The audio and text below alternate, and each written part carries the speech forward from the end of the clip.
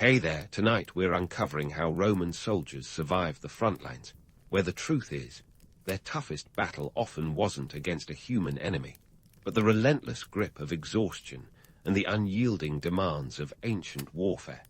If these stories help you unwind, I'd love a quick like or subscribe, but only if they're genuinely working for you. I'm curious where in the world you're listening from, so drop your location and local time in the comments. It's amazing seeing our little community span the globe through these historical tales. Now get comfortable, perhaps dim the lights or find that perfect pillow position, and let's ease into tonight's journey together. You're standing in the bustling heart of ancient Rome, eager and maybe a little anxious, about to embark on the adventure of your life. It's recruitment day, and the air buzzes with a mix of anticipation and, well, the smell of too many unwashed tunics. Contrary to that Hollywood image of hapless peasants dragged kicking and screaming into military service, here you are, a free Roman citizen, volunteering your way into the legion. And why not? It's 107 BC, and the army's just opened its ranks to the landless masses. Now you, too, can earn glory and maybe even some decent coin without owning a single patch of dirt. So what's the first step? It's not exactly a walk in the park. You're about to meet some grizzled centurion who will measure your worth. Literally. Do you pass the height requirement of 5 feet 7 inches, or are you going to need a Roman version of platform sandals? If you're fit, healthy, and have all your teeth, which is a bigger deal than you'd think in an era without orthodontists, you're in. Next up, training camp. Forget the cozy image of a summer retreat. This is more like boot camp on steroids. You're marching 20 miles a day with full gear, which weighs about 90 pounds. That's like carrying a small child who won't stop squirming. You're learning the art of war with wooden swords and wicker shields, because the Romans know practice doesn't make perfect unless it's safe. Well, safe-ish. Your life now revolves around the discipline part of military discipline, which is drilled into you through relentless repetition. But hey, on the plus side, once you're part of this well-oiled war machine, you'll earn 225 denarii a year. Now, before you start planning a retirement in a villa, remember this. A loaf of bread costs about half a denarius. So while you're not exactly rolling in cash, it's enough to keep you fed and maybe stash away a little for that villa dream. If you're smart, you'll invest in some land or a small business when your service is up. Speaking of service, let's talk hierarchy, because in the Roman army, who you know, and more importantly, who you follow, matters. Your life is pretty much in the hands of your centurion, the backbone of the Roman military. These guys are the epitome of been there, done that, having clawed their way up the ranks.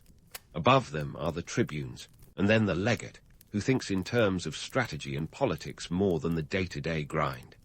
And above them all, the emperor or the senate, depending on the era, pulls the ultimate strings.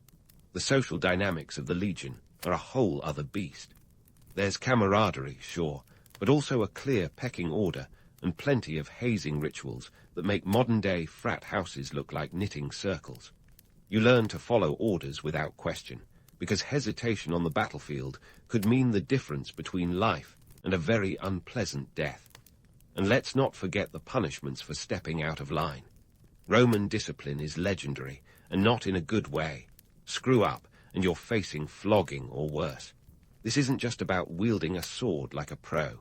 It's about becoming part of a collective that moves and fights as one. It's about understanding that your life is now tied to the legion, a sprawling, disciplined entity that's as much about bureaucracy as it is about battles. You're not just surviving. You're thriving in an organization that's been dominating the Mediterranean world for centuries. Sure, it's not glamorous, but it's real and it's yours. So, ready to march into the next chapter.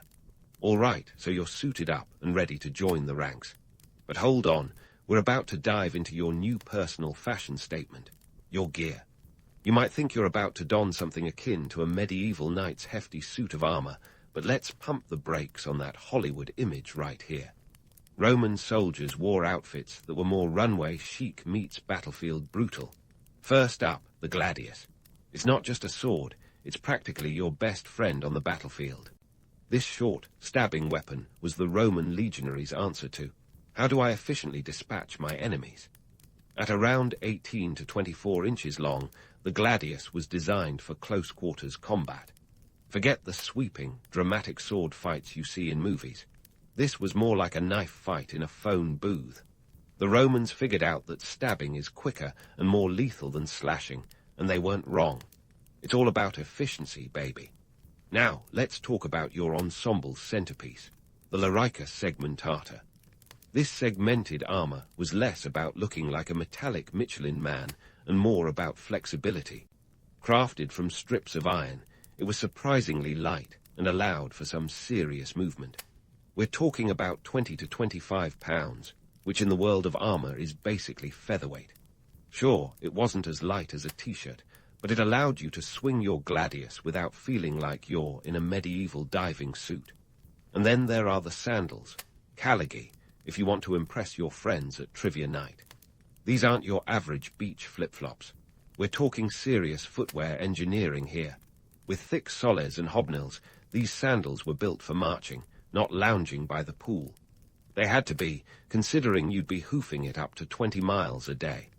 Think of them as the ancient precursor to your favorite pair of hiking boots, minus the ankle support.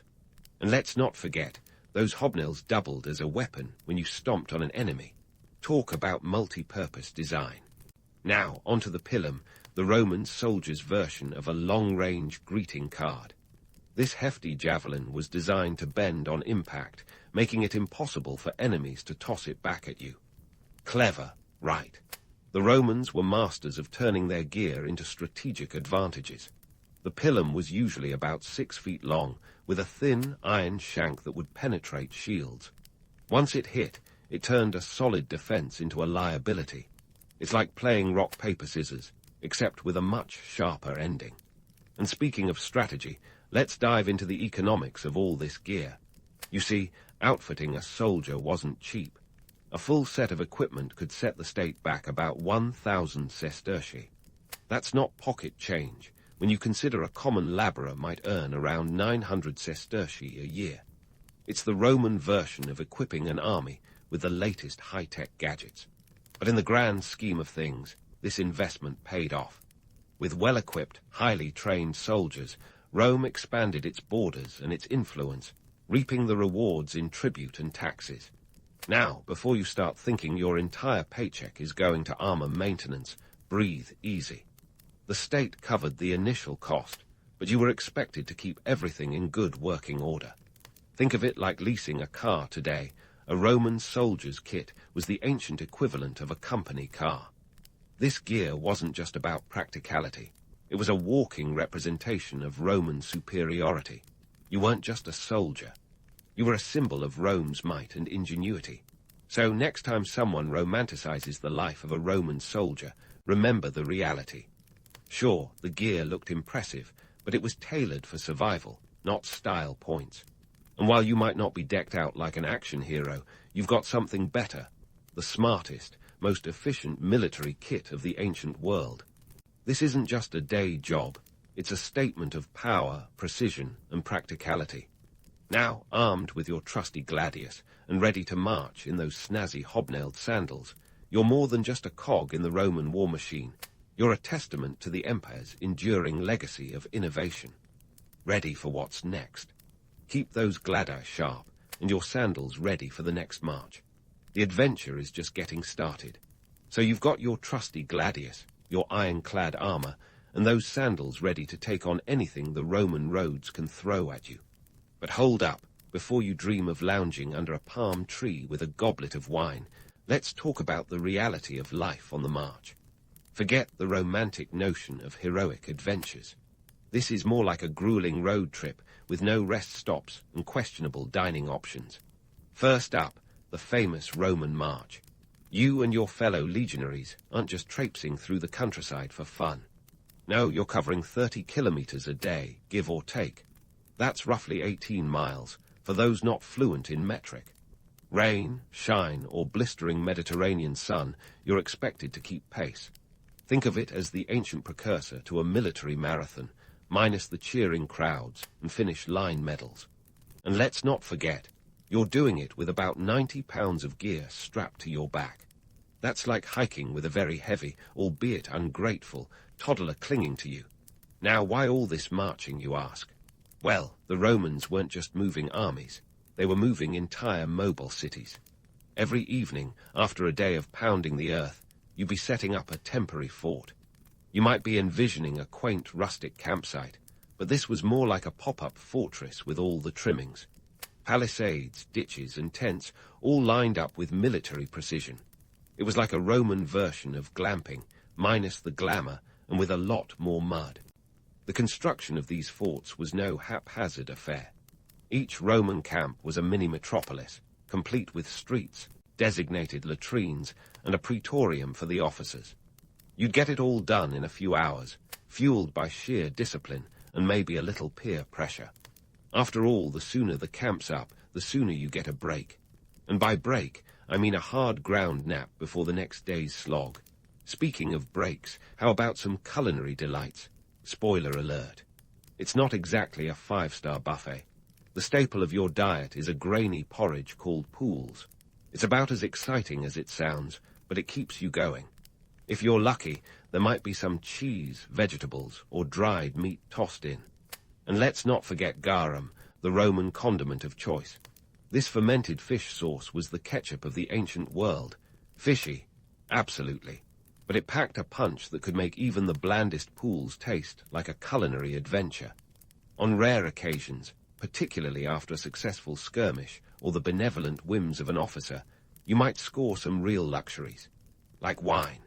Not the fine vintage stuff, mind you, but usually a watered-down version that could still lift your spirits after a long day of marching. Bread, olives, and maybe a hint of honey could also make an appearance, turning an everyday meal into something resembling a feast. But let's not sugarcoat it. The life of a Roman soldier on campaign wasn't glamorous. It was gritty, and it was tough. The legions were sustained by clever logistics and brutal efficiency. The Romans mastered the art of supply chains, ensuring you had just enough to keep moving forward. Armies marched on their stomachs, and the Romans made sure those stomachs were just full enough to keep the empire expanding. Now, let's talk tactics. The Romans didn't become the world's mightiest empire by sheer luck. They had strategy down to an art form. The famed testudo, or tortoise formation, was more than just a nifty party trick. It was a lifesaver on the battlefield. Imagine a wall of shields, impenetrable from arrows and other unpleasant projectiles. It was the ancient equivalent of a tank, minus the roaring engines and tracks. This formation was all about teamwork and trust, two things drilled into you from day one of training. And when it came to a siege, the Romans were like engineers with a side of warfare. Siege towers, ballistae, and catapults were part of their arsenal, ready to rain down destruction on any resistant city. This wasn't just warfare. It was psychological domination. The message was clear. Rome was coming, and resistance was futile. It's no wonder they built an empire that stretched from Britain to Egypt. They knew how to break an enemy's spirit long before breaking their walls. But what held it all together was discipline. The kind that meant following orders without question, because you knew the consequences of stepping out of line. This wasn't a democracy, after all. The centurion's word was law, and the punishment for disobedience could be as swift as it was severe. Flogging, decimation, where 1 in 10 men were executed as a lesson to the others, and more were all tools of maintaining order. It was harsh, but it worked, and it kept the Roman military machine running like clockwork. Yet in the midst of all this, there were bonds of camaraderie. After all, when you're marching side by side through thick and thin, you form ties that go beyond mere duty. These were your brothers, your family away from home. You'd fight for them, and they'd fight for you, creating a sense of unity that was as formidable as any shield wall. So, while the romance of the Roman soldier's life might be tempered with harsh realities, there's no denying the grit and determination that powered these legions. They were more than just soldiers. They were the backbone of an empire, the foot soldiers of history whose legacy still echoes today. And as you lace up those sandals, ready for the next march, remember this. You're not just a soldier in Rome's army. You're a part of something larger, a living testament to the enduring might and ingenuity of the Roman world. Keep those feet moving and stay tuned for the next chapter in this epic journey. The road ahead is long, but the adventure is just beginning. So, as you lace up those sandals, ready for the next march, remember this. You're not just a soldier in Rome's army. You're a part of something larger, a living testament to the enduring might and ingenuity of the Roman world. Keep those feet moving and stay tuned for the next chapter in this epic journey. The road ahead is long, but the adventure is just beginning. Now grab your gladius and brace yourself, because today we're stepping into the chaos of Roman combat. Forget those slow-motion, choreographed movie battles where everyone has perfect hair and time to deliver a pithy one-liner. Real ancient warfare was frantic, filthy, and often over before you even knew what hit you. Let's kick things off with the iconic testudo formation, a name that sounds cute, like a pet tortoise, but in reality it was a Roman soldier's best friend on the battlefield. Picture a human tank, soldiers huddled together, shields up, forming a protective shell. It was all about collective security, a mobile fortress designed to get you close enough to the enemy without being turned into a pincushion by arrows. Hollywood loves to romanticize this as an exercise in precision, but here's the gritty truth. It was hot, cramped, and if the guy next to you had garlic for breakfast, well, you were stuck with it. But that's not all Rome had in its combat playbook. The legendary Roman legions were like the Swiss army knives of ancient warfare, adaptable and methodical. They could shift formations faster than you can say Carthago delenda est. The manipular formation, for instance, allowed flexibility on the field, with younger soldiers leading the charge and veterans waiting to mop up. It was a bit like sending in rookies to tire out the opposition before letting the pros finish the job. In reality, battles were often less about heroics and more about not tripping over your own feet. The field was a cacophony of noise, confusion, and the terrifyingly real possibility of dying because you stepped in the wrong direction. And while the gladius was your trusty sidekick, it wasn't a magic wand. You had to get up close and personal, thrusting into the enemy's ranks, hoping your armor would hold when theirs didn't. Now, let's burst another bubble. The glamorous notion of single combat with enemy champions. Sure, it happened sometimes, but not every battle was a stage for personal duels worthy of epic poetry. Most of the time, it was about the collective effort. While some soldiers might have their names remembered in the annals, the reality was that many more were lost to history, their contributions swallowed by the anonymity of mass conflict. Here's a grim truth. Casualties were common, and not just because of enemy blades. Disease, infection, and the sheer exhaustion of campaigning claimed many more lives than combat itself. Get a cut on the battlefield, and it might not be the sword that kills you, but the fever that follows. Post-battle triage was rudimentary at best. If you survived, it often meant a rough patch-up job and a prayer to the gods. Forget antiseptic and anesthesia. You were lucky if the guy with the bone saw had steady hands and a strong stomach. And what about those who fell in battle? Well, the Romans had a pragmatic approach to death. Soldiers were buried where they fell, often in mass grave. If you were lucky, a comrade might mark your resting place with a makeshift inscription, a brief testament to your service before the earth swallowed your story. But it wasn't all doom and gloom. Camaraderie was the glue that held the legions together. In the heat of battle, the bond between soldiers was as crucial as any strategy. You weren't just fighting for Rome. You were fighting for the guy next to you, the one who'd shared your tent, your meals, and the occasional stolen moment of laughter in the madness of war. This brotherhood was your solace, your support system when everything else seemed to crumble. And let's not overlook the psychological warfare the Romans mastered. They didn't just conquer with swords, they conquered minds. Their reputation for discipline and efficiency often did half the work before the battle even began. Enemies knew that facing the Roman legions meant facing a well-oiled machine that wouldn't break ranks. This fear was as potent a weapon as any pilum or gladius.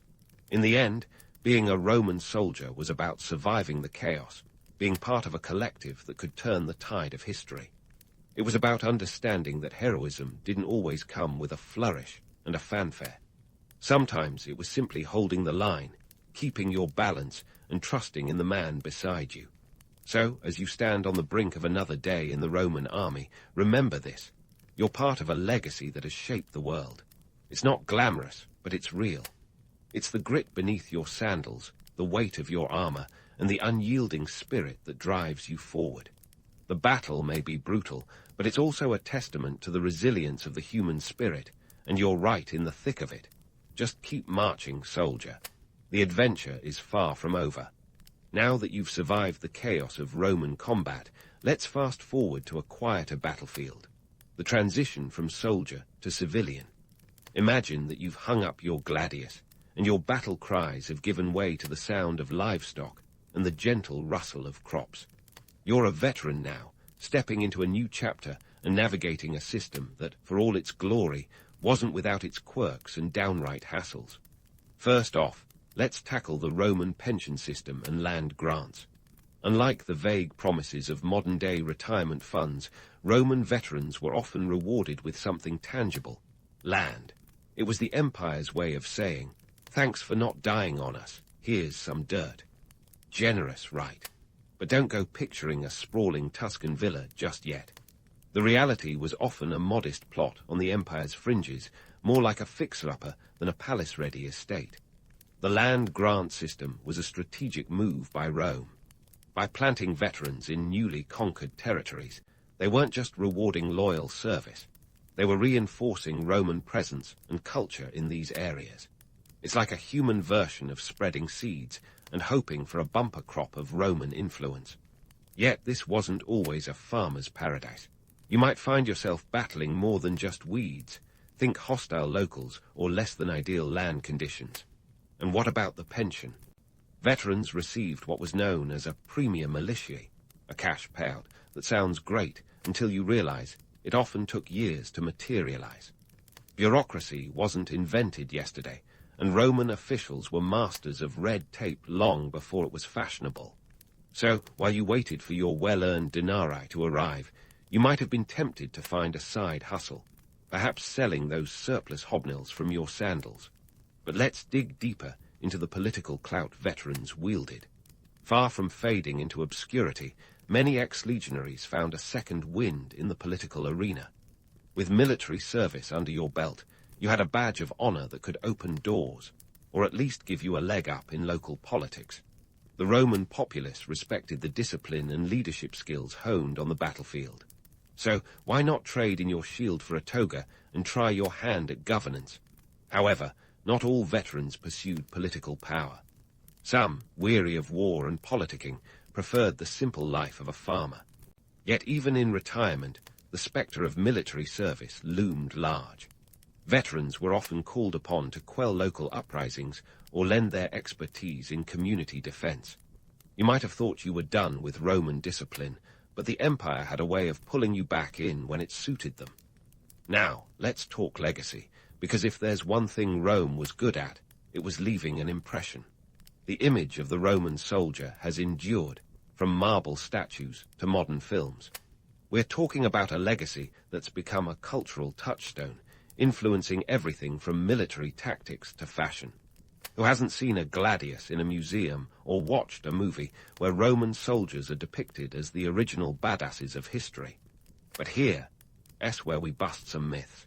The romanticized image of the Roman soldier, a stoic, invincible warrior, is just that, a romanticized image.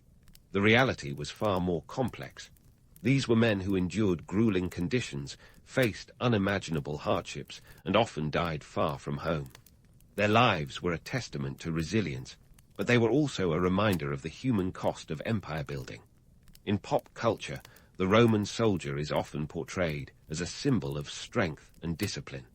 Yet beneath the armor and glory lies a story of individuals who navigated a world that was as brutal as it was magnificent. Their legacy isn't just in the battles they fought, but in the lives they led afterward. It's in the veteran who tilled his land and raised his family, the one who shared stories of battles long past over a cup of watered-down wine. So, as you reflect on the journey from legionary to veteran, remember that the real story of the Roman soldier is one of grit and endurance, of a life that was as much about survival as it was about conquest. It's a story that resonates because it's fundamentally human, caught between the pull of duty and the promise of peace, between the march of history and the quiet of home. As we wrap up this saga, let's leave behind the myths and embrace the reality. The Roman soldier was a complex figure, a blend of heroism and hardship. Their legacy is a mosaic of stories, each as varied and vivid as the empire they served. And while the gladius might be sheathed and the sandals retired, their spirit marches on, a testament to the enduring power of history and the lessons it holds for us all. So, whether you find yourself inspired by their bravery or sobered by their struggles, remember this. The story of the Roman soldier is a reminder that history is not just about the past, but a mirror reflecting the timeless dance of human ambition and resilience. Keep that in mind as you turn the page, because while the Roman roads may have led to Rome, the journey itself is what truly endures. In the bustling cradle of civilization, where the Tigris and Euphrates rivers caress the Fertile Crescent, the Sumerians were cooking up something far more enduring than their legendary beer, the first known legal code. Yes, even 4,000 years ago, humanity couldn't escape the need for rules. Enter Ur-Nammu, the king of Ur around 2100 BCE, who decided that chaos was so last millennium and order was the new black. Unlike the gaudy tales of Hammurabi that would follow a few centuries later, Ur-Nammu's code was all about setting a foundation. Picture a world where the most cutting-edge technology was a bronze plough. In this world, Ur-Nammu scribbled down a set of laws on a clay tablet, and boom, Mesopotamia had itself a legal system. This was the genesis of civilization's experiment with order, a world where you couldn't just thwack your neighbor over the head with a mallet without some sort of consequence. Now, don't expect any eye for an eye drama here. Ur-Nammu was more about the fines than the guillotine. If you knocked out someone's tooth, you weren't going to lose yours. You'd simply have to cough up a fine. Quite the diplomatic approach, right? You could almost hear the ancient accountants sharpening their styluses. But let's not get carried away romanticizing this, thinking it was all about fairness and justice. The reality was, Ur-Nammu's laws were as much about keeping the peace as they were about keeping the king's coffers brimming. In a land where the threat of invasion was as persistent as a bad jingle, a stable society wasn't just a nice-to-have. It was a survival strategy. By standardizing penalties, Ur-Nammu turned personal vendettas into predictable, state-controlled outcomes. The guy was playing 4D chess while everyone else was still figuring out checkers. And speaking of chess, these laws were also a clever way to solidify power. By controlling the legal system, the king essentially became the ultimate referee of society, though there was no VAR to challenge his decisions. Imagine the appeal. You're not just a leader by might, but a divine arbiter of justice. It's like being a medieval superhero without the cape. But what about those fines? Well, they weren't arbitrary. In an economy largely driven by barley, silver, and sheep, penalties were tailored to fit the crime and the criminal's status. It wasn't a one-size-fits-all system. It was more of a how much can you afford to pay affair. This wasn't just about justice. It was about economic pragmatism. After all, who benefits when a farmer is executed over a broken fence? Spoiler: no one, especially not the king's tax collectors. And let's not forget the social order angle. Ur-Nammu's code placed a premium on social harmony, which back then meant keeping the laborers in their fields and the priests in their temples.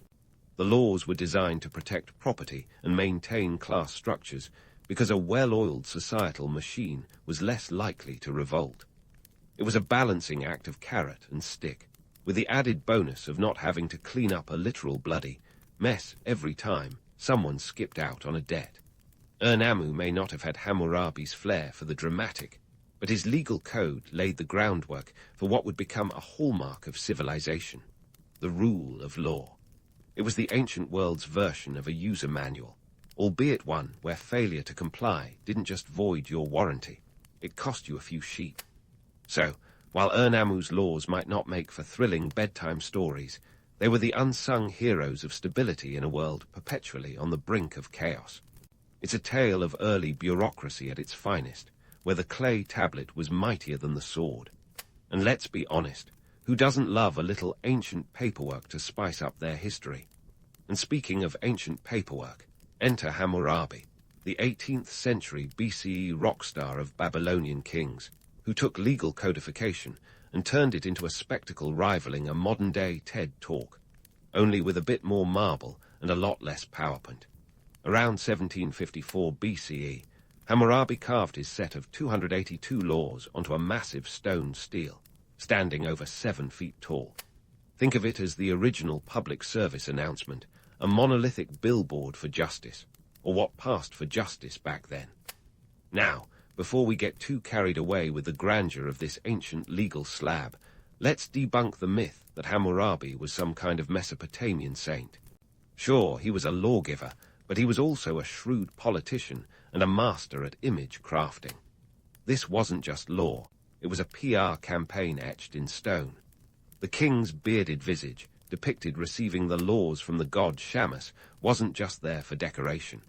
It was a divine endorsement, a celestial thumbs up that said, "Hey, these laws aren't just my idea, they're cosmic decree." The Code of Hammurabi is best remembered for its eye for an eye mantra, and let's be honest, it makes for a great soundbite. But before you start picturing ancient Babylonia as a Quentin Tarantino film set with limbs flying everywhere, remember, the law wasn't as bloodthirsty as it sounds. The phrase, "an eye for an eye," wasn't about petty revenge. It was about proportional justice. It set a precedent that punishment should fit the crime, which was a big step up from the might makes right ethos of the time. For example, if a builder's shoddy work caused a house to collapse and kill the homeowner, it wasn't just the builder's wallet that took a hit. His life might be forfeit. It's a bit of a buzzkill for anyone hoping to cut corners in construction. But it wasn't all doom and gloom. If the homeowner was merely injured, the builder could opt to pay a fine instead. The severity of the punishment was tied to the outcome, not just the act, adding a layer of nuance to the justice system that was as rare as air conditioning in the desert. But let's not gloss over the economic undertones. Hammurabi's laws weren't just about justice. They were about stability and control. The empire was vast, and with a sprawling territory came the need for a unified legal system. The code was like the ancient equivalent of centralizing your Wi-Fi password. One rulebook for all, minimizing chaos and maximizing efficiency. In an economy built on trade, agriculture, and a bit of land grabbing on the side, consistency was key. And these laws ensured that no matter where you were in Hammurabi's domain, you knew the rules of the game. Speaking of games, let's talk about malpractice. Because yes, even in ancient Babylonia, doctors were sometimes more quack than quackery. Hammurabi's code laid down the law with surgical precision. If a doctor performed a surgery and the patient died, the doc's hands might literally be cut off. Talk about a career-ending move. But if the patient was merely inconvenienced, a fine would suffice. The underlying message, play by the rules or lose the game, quite literally. And while we're on the topic of high stakes, let's not forget property laws. These were the backbone of society, ensuring that disputes over fields, livestock, and slaves didn't devolve into the ancient equivalent of a Twitter spat. Property damage laws were particularly telling. If you were a careless sheep owner and your flock trampled a neighbor's barley, you paid up. The same went for irrigation disputes, which were about as common as sand in the desert. Water was life in Mesopotamia, and messing with someone's access to it was akin to declaring war. Now, the romantic part of us wants to see Hammurabi's code as a beacon of fairness. But let's not kid ourselves. It was as much about power as it was about justice. By standardizing laws across his empire, Hammurabi wasn't just keeping the peace. He was solidifying his control. The law was a tool, not just for justice, but for governance, ensuring the king's presence was felt from the bustling streets of Babylon to the distant outposts. But let's wrap this up with a little levity, because if you can't laugh at the absurdities of ancient history, What's the point? Imagine you're a time traveler, standing before that towering stele. Around you, Babylonians are bustling, bartering, and bickering under the watchful eyes of their king's stone likeness. In this world, law and order aren't just ideals. They're carved in stone, literally.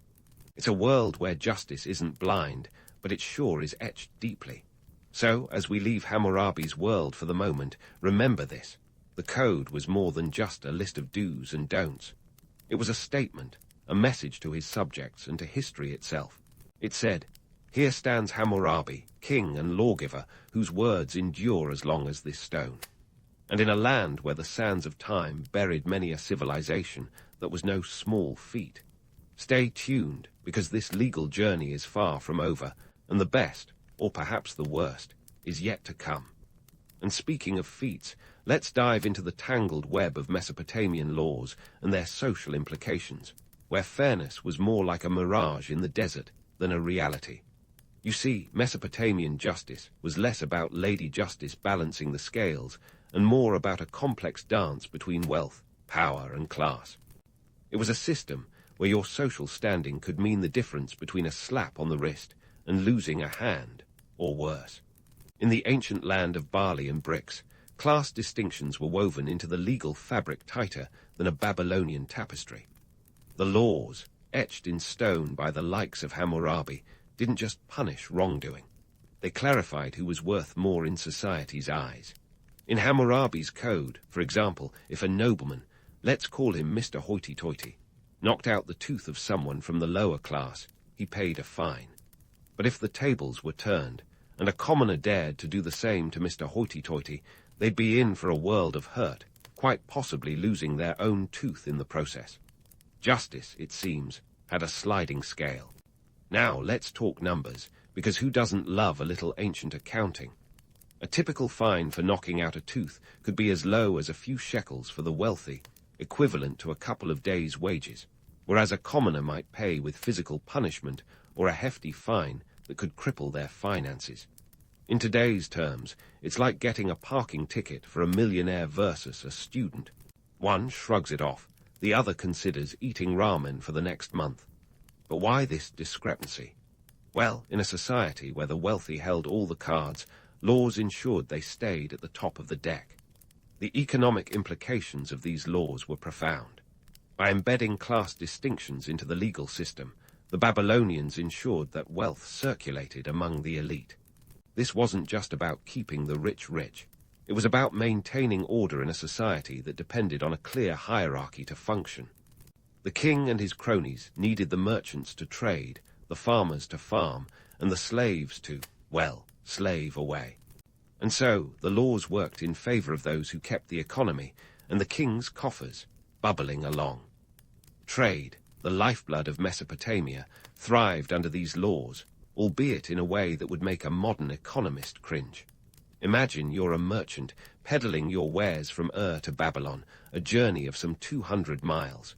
You'd want assurance that your goods and your life would be protected.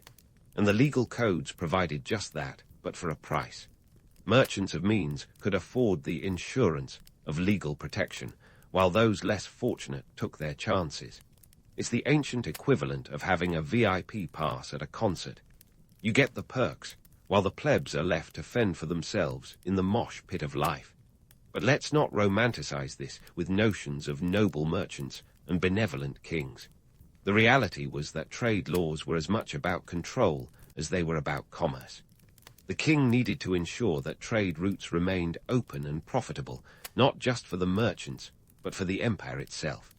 The laws were designed to prevent disputes from escalating into full-blown trade wars. In a world where a busted dam could flood fields and ruin harvests, stability was non-negotiable.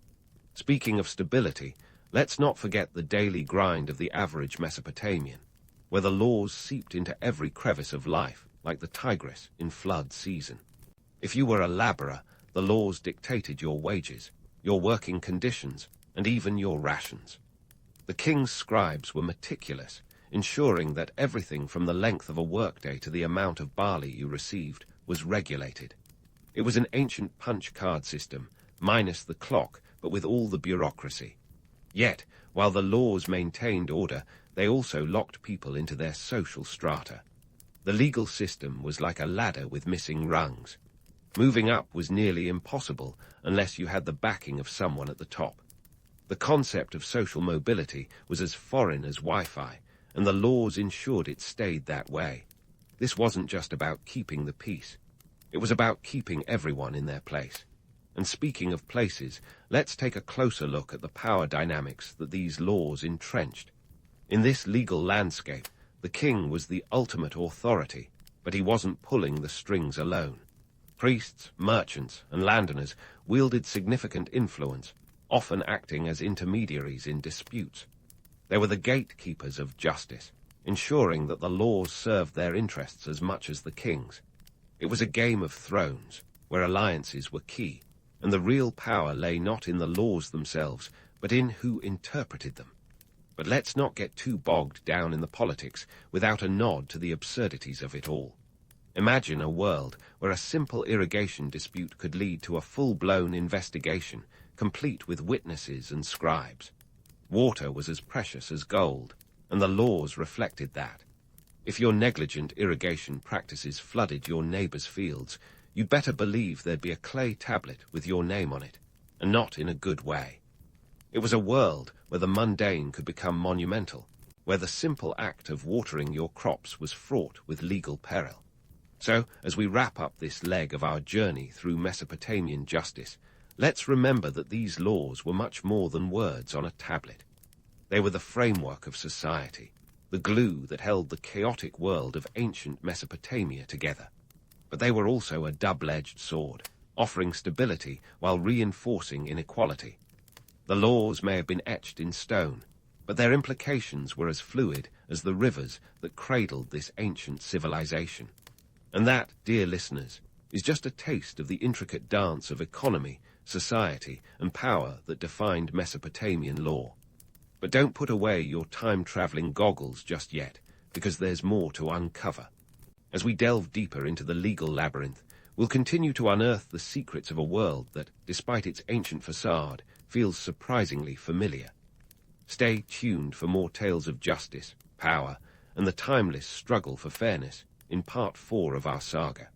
As we plunge deeper into the shadowy maze of Mesopotamian law, we must ask ourselves, were these ancient codes truly a brutal, unforgiving rubric of justice, or is that just the stuff of legend? The truth, as usual, sits awkwardly between those extremes, like a scribe squinting at cuneiform by candlelight. First, let's tackle the legend of brutality.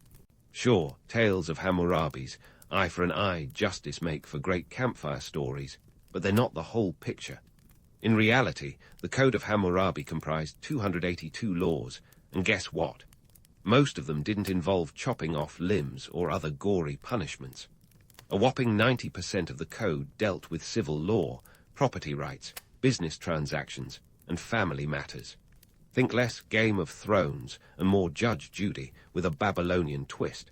Now let's debunk another myth, the notion that these laws were uniquely harsh compared to modern standards. Take, for instance, the legal treatment of theft. In Hammurabi's Babylon, stealing was a serious faux pas. But rather than lopping off hands willy-nilly, the punishment was often restitution. You might have to repay tenfold what you stole, which sounds steep until you consider modern fines and prison sentences.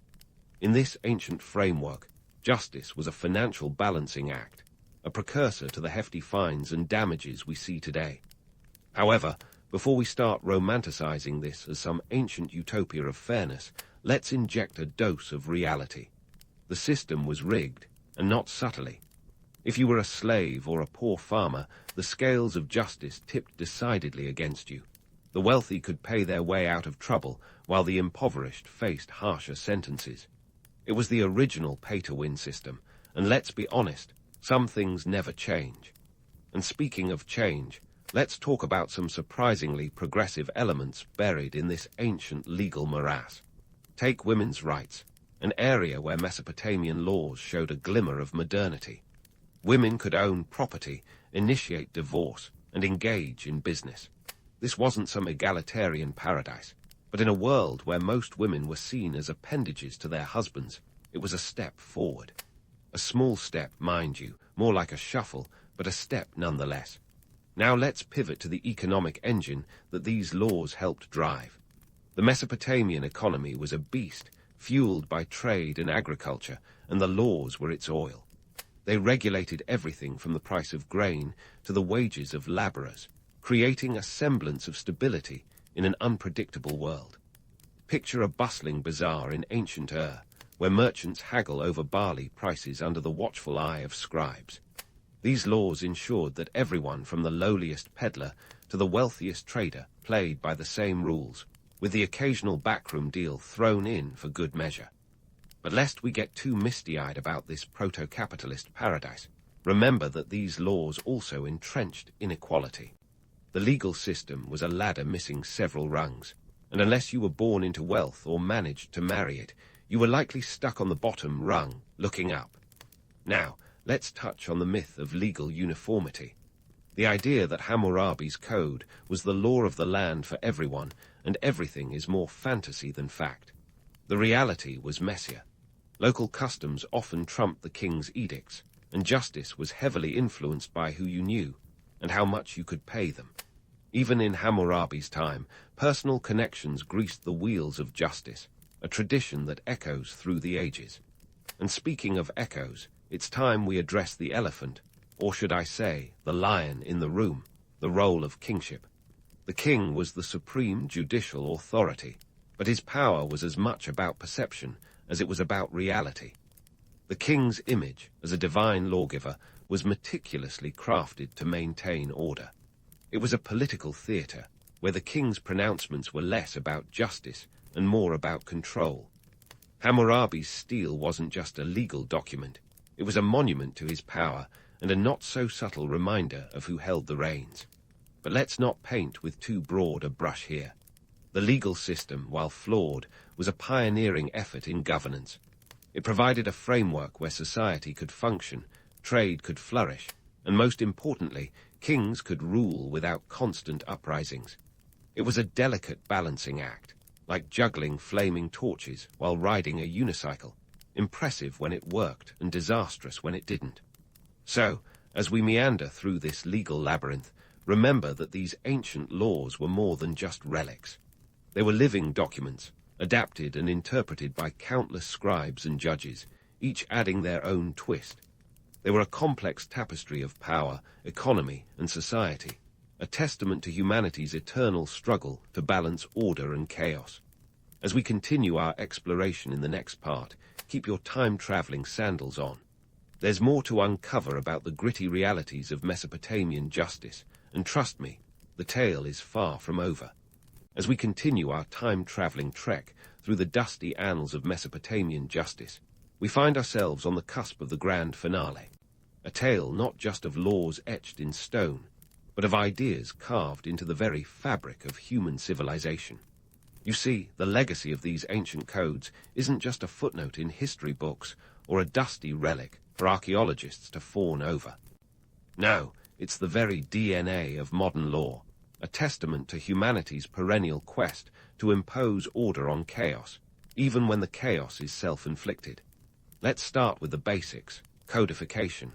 Mesopotamian legal codes didn't just set the stage for future legal systems, they wrote the script.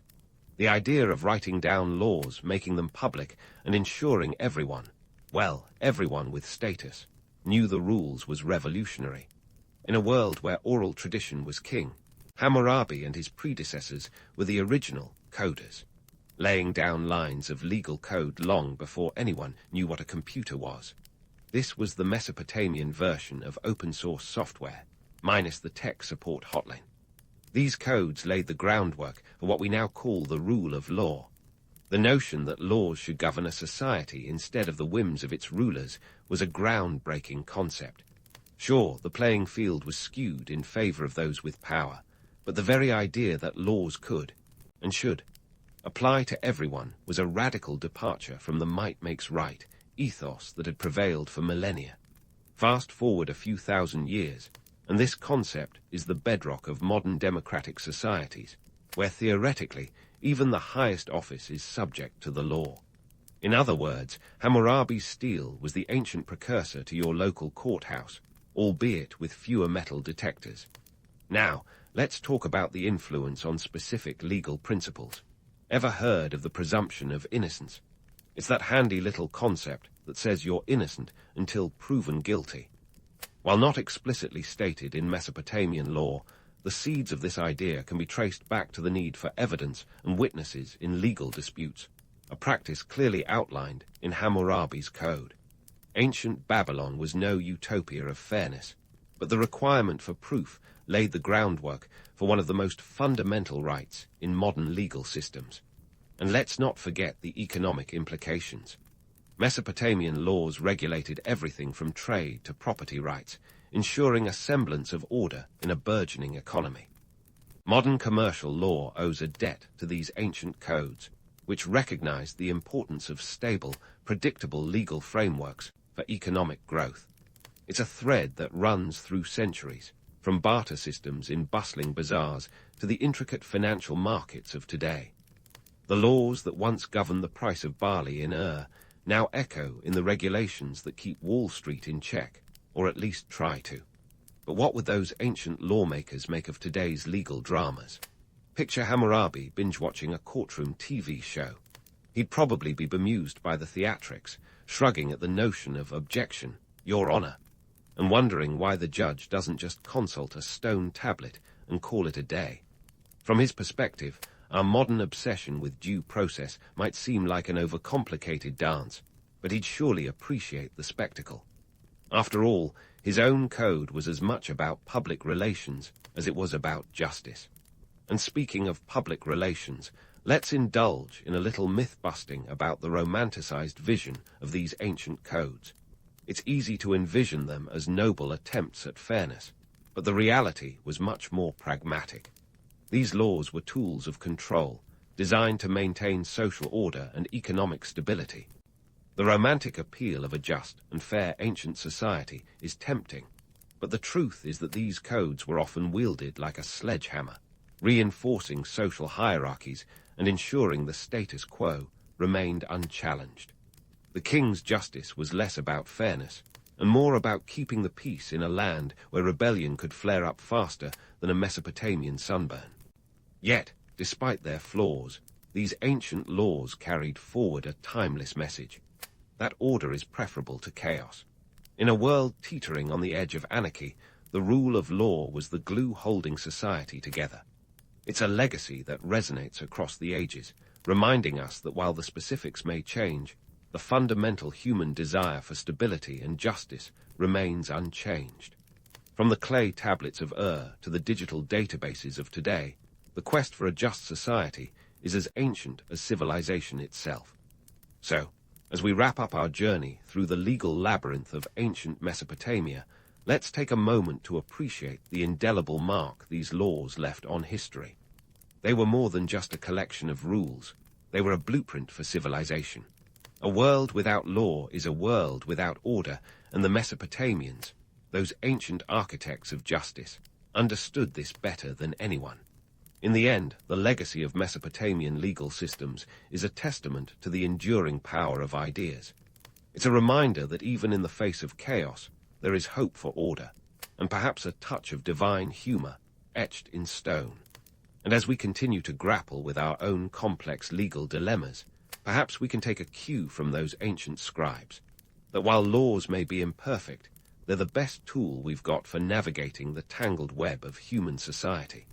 So here's to the past, and to the laws that shaped our present in ways those ancient lawmakers could never have imagined. In the bustling city of Carthage, sometime around 247 BC, young Hannibal Barca was probably just another kid trying to avoid household chores, blissfully unaware that he was on the verge of becoming one of history's most audacious military leaders.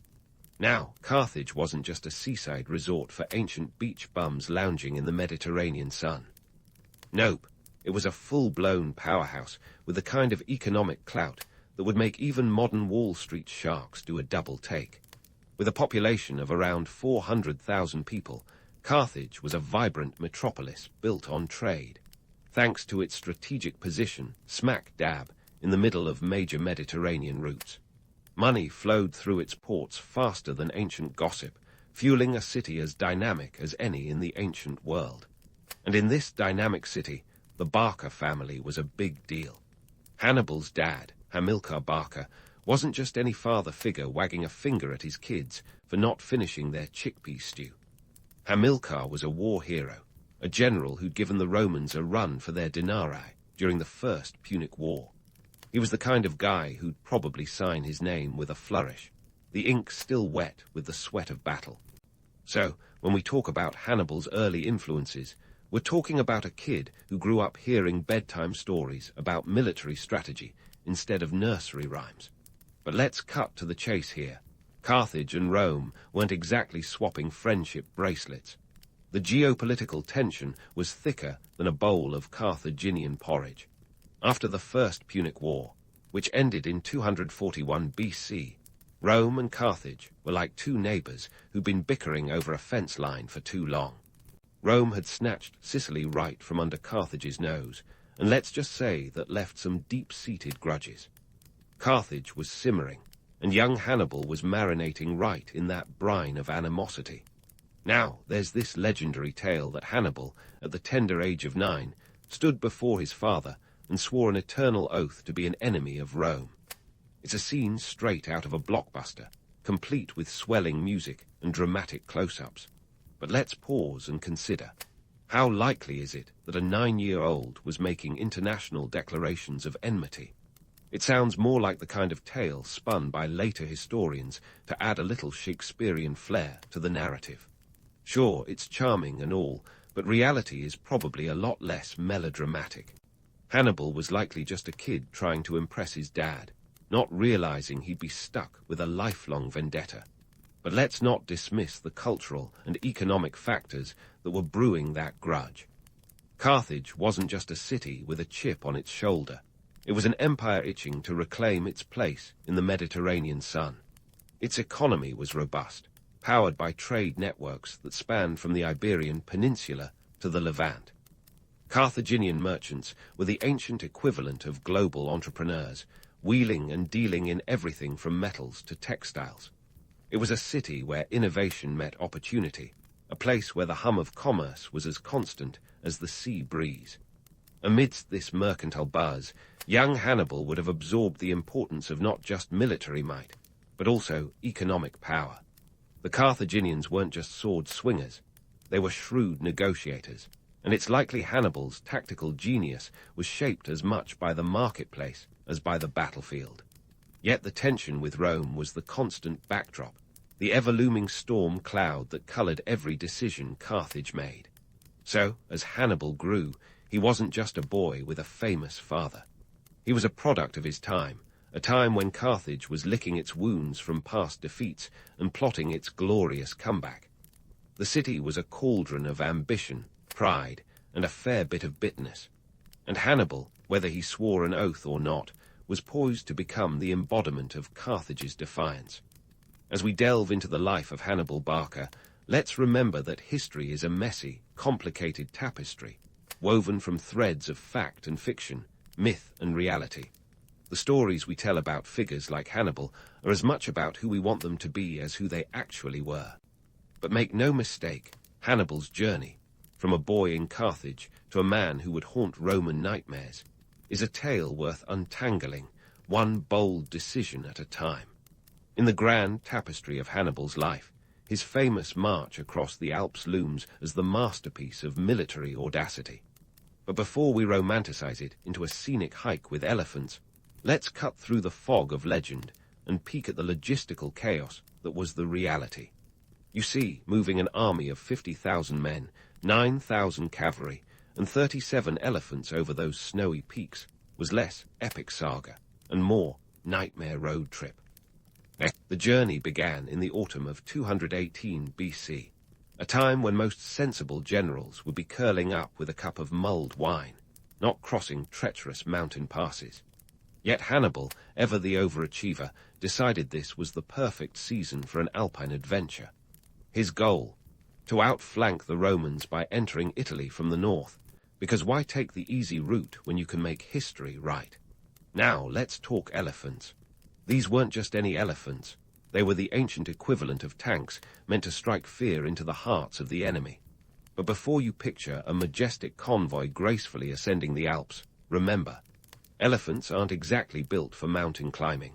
The poor pachyderms had to navigate narrow, icy paths that even seasoned mountain goats would side-eye. The result? An epic struggle of beasts and men against nature, with more than a few slipping feet and trunkfuls of snow. But why elephants at all? Apart from their shock-and-awe value, they were a symbol of power, of exotic might, and of Hannibal's willingness to do whatever it took to make Rome shiver. Yet the logistics of feeding and caring for these creatures were a nightmare. Each elephant required up to 300 pounds of food daily, a luxury not readily available on windswept mountain passes. Hannibal's quartermasters were juggling more than just numbers. They were dealing with a logistical Rubik's Cube that made modern supply chains look like child's play. And then there was the army itself, a motley crew of Iberian, Celtic, and African soldiers, each with their own language, culture, and, probably, opinion on the best way to cross a mountain. Imagine trying to keep that lot together in sub-zero temperatures while traversing paths that were more rubble than road. Morale, hanging by a thread. Soldiers weren't just fighting the elements. They were battling hunger, frostbite, and the creeping doubt that maybe, just maybe, Hannibal's grand plan was a tad ambitious. The financial costs of this endeavor were astronomical. Carthage wasn't exactly swimming in surplus after the First Punic War, so Hannibal had to be the ancient equivalent of a financial wizard. Funding came from war spoils, mercenary wages, and whatever Carthaginian coffers could muster. This wasn't just a march. It was a high-stakes gamble, with Hannibal betting big on his ability to outmaneuver Rome. But let's not forget the human cost. As much as we love the image of bold warriors braving the elements, the reality was grim. Men died from exposure, falls, and skirmishes with hostile tribes. The Alps weren't just a backdrop. They were an active adversary, more formidable than any Roman legion. Hannibal lost a third of his forces during the crossing, a sobering reminder that legend often glosses over the harsh realities of history. And here's where the myth-busting comes in. The romantic image of Hannibal as a fearless leader bestriding the Alps on an elephant is, well, a bit of a stretch. He was indeed a strategic genius, but a lot of his success hinged on sheer determination and the ability to inspire his men to keep going in the face of overwhelming odds. His charisma was his greatest weapon, keeping the disparate groups in his army united by a common goal, the promise of Roman conquest. Yet, despite the chaos, there was method in Hannibal's madness. His daring move caught the Romans off guard, allowing him to descend into Italy like a storm, unexpected and unstoppable. The Alps were less a barrier and more a crucible, forging a legend out of desperation and audacity. Hannibal's march wasn't just a military maneuver. It was a statement, a bold declaration that Carthage was still very much a force to be reckoned with. In the end, this legendary trek was a testament to human resilience and the indomitable will of one man who refused to take impossible for an answer. The journey over the Alps may have been fraught with peril, but it also set the stage for Hannibal's subsequent triumphs and tribulations in Italy. And while the romance of the tale captivates us, it's the gritty details that remind us of the sheer tenacity required to carve a path through history. So, as we leave Hannibal and his battered army on the cusp of the Italian plains, poised to face the might of Rome, let's take a moment to appreciate the monumental effort it took to get there. Because sometimes, the journey is just as epic as the destination, even if it does involve a few more snowdrifts and elephant mishaps than one might expect. As Hannibal's battered but resilient army made its way into the Italian plains, they were about to set the stage for a showdown that will be etched into the annals of military history.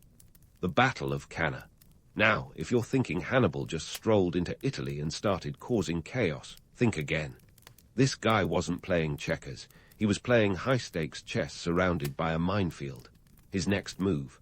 Cannae in 216 BC, where he would demonstrate a tactical brilliance that even the Romans had to grudgingly admire, Well, those who survived, anyway. Picture this. It's August, the air is thick with anticipation, and probably more than a little dust, and the Romans have mustered a whopping 86,000 troops. That's like filling an ancient stadium with the most disciplined fans of Roman power, all ready to crush their Carthaginian nemesis once and for all. On the flip side, Hannibal was holding the line with just 50,000 troops. Talk about a David versus Goliath scenario, but with less slingshot and more strategic genius. Now, let's dive into the nitty-gritty of this famed encounter. The term double envelopment might sound like a fancy wrestling move, but it's actually a tactical maneuver where you surround your enemy on both sides.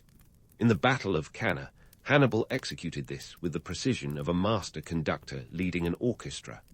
First, he placed his cavalry on the flanks, knowing full well that these mounted warriors were the rock stars of his army. Meanwhile, his infantry formed a crescent shape, with the center intentionally weak, practically inviting the Romans to charge in. The Romans, thinking they'd hit the jackpot, did exactly that. But here's the kicker. The Carthaginians didn't just sit back and watch. As the Romans pressed forward, Hannibal's cavalry swooped in from the sides and the rear, wrapping around the Roman forces like a boa constrictor with a taste for togas. It was a classic pincer movement, and before the Romans could say veni, vidi, vici, they realized they were the ones being enveloped. The result? A devastating loss for Rome, with estimates of Roman casualties ranging from 50,000 to 70,000. That's the equivalent of an entire city getting wiped off the map in one fell swoop. But hold on.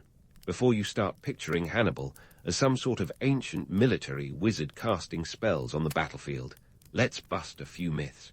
Sure, his tactics were brilliant, but they weren't supernatural. Hannibal was a realist who understood the terrain and his enemy, using those insights to his advantage. The battlefield at Cannae was open and flat, perfect for cavalry maneuvers. Hannibal knew the Roman army favored brute strength and direct confrontation, so he played to their weaknesses, using their own momentum against them. And let's not forget the psychological warfare. Hannibal's reputation preceded him, instilling fear in his adversaries before the first sword was even drawn.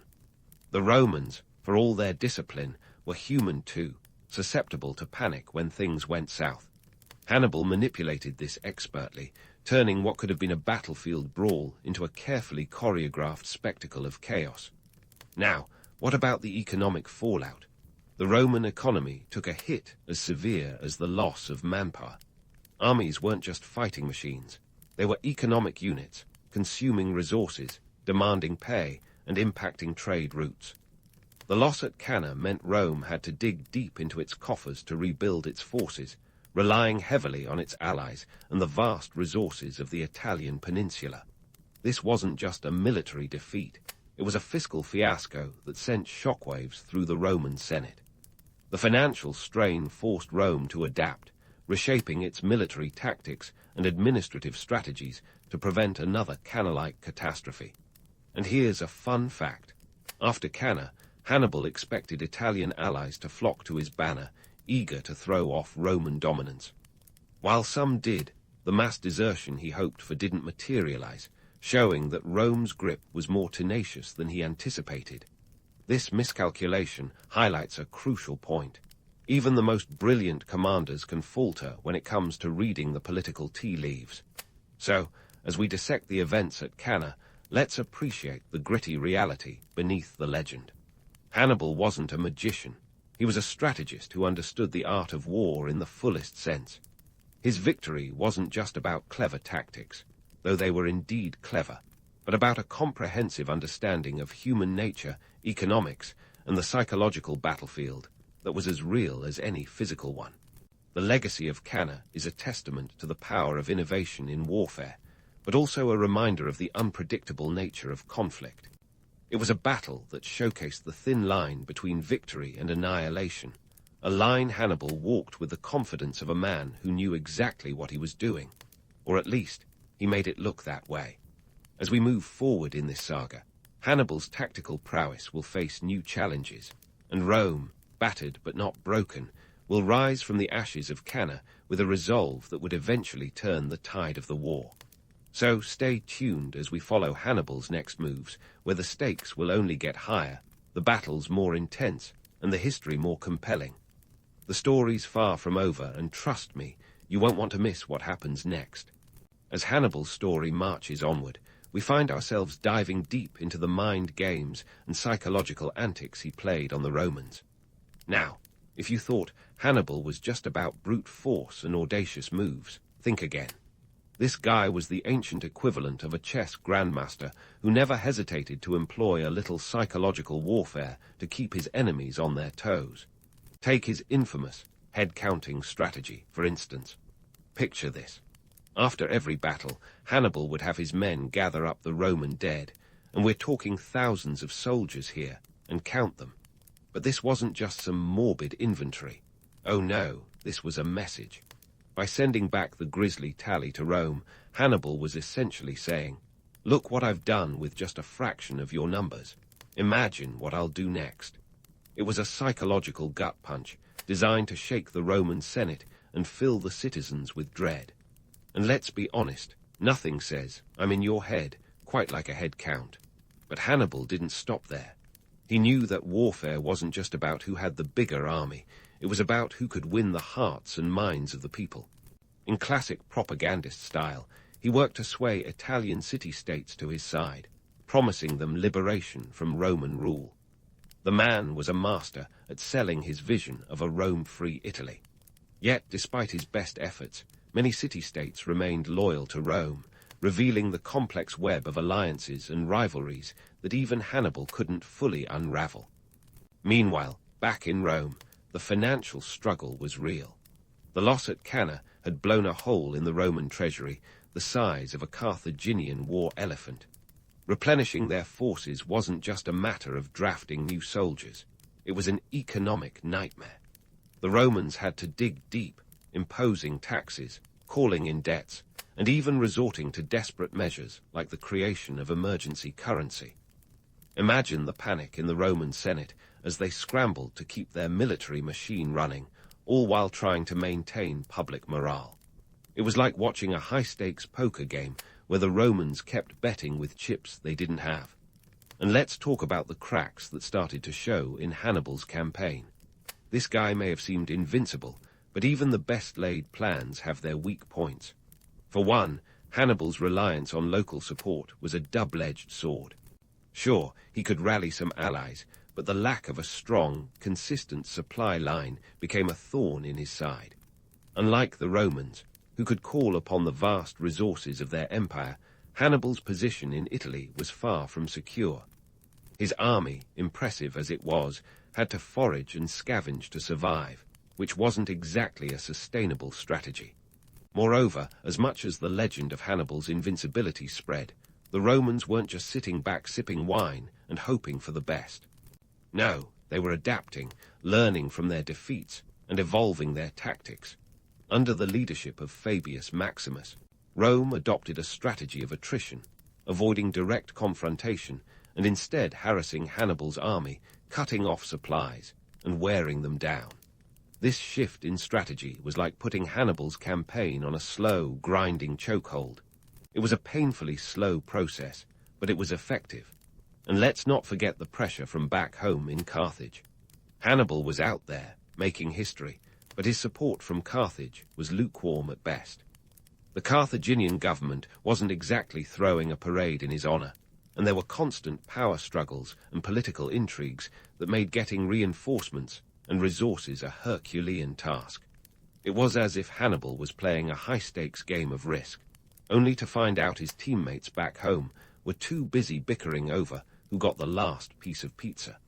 So, as we peel back the layers of Hannibal's campaign, we see a man who was brilliant but also human, facing challenges and setbacks that would test even the most seasoned commander. Hannibal's story is one of audacity and genius, but also of the harsh realities of war and the limits of human endurance. The legend paints him as a larger-than-life figure, but the reality shows us a man navigating a complex and unforgiving world, where every decision was a gamble and every victory hard won. As we continue this saga, we'll see how Hannibal's fortunes rise and fall, how Rome responds to the Carthaginian threat, and how the tides of war continue to shift in this epic clash of civilizations. So buckle up, because the story of Hannibal Barca is far from over, and trust me, you won't want to miss the twists and turns that lie ahead. Hannibal's saga continues, weaving through a tapestry of military brilliance, political intrigue, and eventual retreat. After years of outfoxing Roman generals and turning the Italian countryside into his personal chessboard, Hannibal found himself in an unenviable predicament. As the Romans adapted and tightened their grip on Italy, Hannibal's once thriving campaign began to unravel. It wasn't just the Romans breathing down his neck. The sands were shifting under his feet, and the odds were no longer in his favor. Picture this: Hannibal, standing on the precipice of a fading dream, receiving the news he dreaded most. It was 203 BC, and his brother, Hasdrubal, had met a grim fate at the Battle of the Metaurus. The Roman forces, relentless as ever, had intercepted Hasdrubal's reinforcements. The message they sent to Hannibal was chilling, in the form of Hasdrubal's severed head, tossed into his camp like a macabre calling card. The Romans were done playing cat and mouse. They were making it clear that the endgame was near. With dwindling resources and a disintegrating support base, Hannibal had no choice but to retreat. His Italian adventure, which had once swaggered with the potential to topple Rome, was now a hushed retreat back to Carthage. But what awaited him at home was not a hero's welcome, but a political landscape as treacherous as any battlefield. You see, Carthage was a city divided, with factions vying for control like contestants in a particularly nasty reality TV show. Hannibal returned to a place where allies were scarce, and trust even scarcer. Yet, even in the face of political turmoil, Hannibal didn't hang up his military boots just yet. Instead, he hung up his sword and donned the robes of a statesman, rising to the position of suffet, a kind of chief magistrate, in 196 BC. It was a role that required a different kind of cunning, one less about battlefield stratagems, and more about navigating the murky waters of Carthaginian politics. Hannibal, ever the tactician, rolled up his sleeves and got to work, implementing reforms that sought to stabilize Carthage's shaky economy. He slashed public spending, reformed the tax system, and sought to curb the corruption that was draining Carthage's coffers faster than Hannibal's troops had crossed the Alps. But the shadow of Rome loomed large, and Hannibal's reforms, though effective, ruffled feathers. His enemies in Carthage, perhaps envious of his popularity or fearful of his influence, whispered sweet nothings into Rome's ear, painting Hannibal as a threat to the newly established peace. The Romans, never ones to pass up an opportunity to rid themselves of a nuisance, demanded his extradition. Hannibal, sensing the winds of betrayal, slipped away into exile, embarking on a journey that would see him offering his military expertise to other kingdoms, from Tyre to Bithynia. It was a tour de force of military consultancy, with Hannibal advising kings and generals, ever the strategist, even in foreign courts. Meanwhile, the economic aftermath of the Punic Wars had left both Carthage and Rome in a precarious state. Carthage, once a bustling hub of Mediterranean trade, was now a shadow of its former self, struggling under the weight of Rome's heavy indemnities. Their economy, though resilient, was a pale reflection of its former glory, and the scars of war were etched into the city's very bones. On the flip side, Rome, despite its victories, faced its own financial headaches. The cost of maintaining a sprawling empire was immense, and the Senate was constantly juggling debts, taxes, and the ever-present need to fund its legions. Yet Rome's ability to rally its allies and tap into the resources of the Italian peninsula gave it a leg up in the post-war recovery race. As for Hannibal's legacy, well, that's where things get really interesting. Roman historians, ever the storytellers, had a field day with Hannibal's life. To them, he was the Boogerman, the great enemy who had dared to challenge Rome's supremacy. They spun tales that danced between fact and fiction, portraying him as a relentless force of nature, a military genius with a dash of madness. Yet, while the Romans were quick to demonize him, they couldn't help but admire his tactical brilliance. It was a grudging respect, the kind you give to an opponent who pushed you to the very edge. But let's not get carried away with the myth-making. Hannibal was, at the end of the day, a man, a remarkably talented one, but a man nonetheless. His genius lay not in some mystical ability to conjure victory from thin air, but in his understanding of human nature, logistics, and the art of war. He was a master of adaptation, whether it was crossing the Alps with elephants or maneuvering through the labyrinthine corridors of power in Carthage. And as we sift through the legends and the realities, it's clear that Hannibal's impact on history was profound.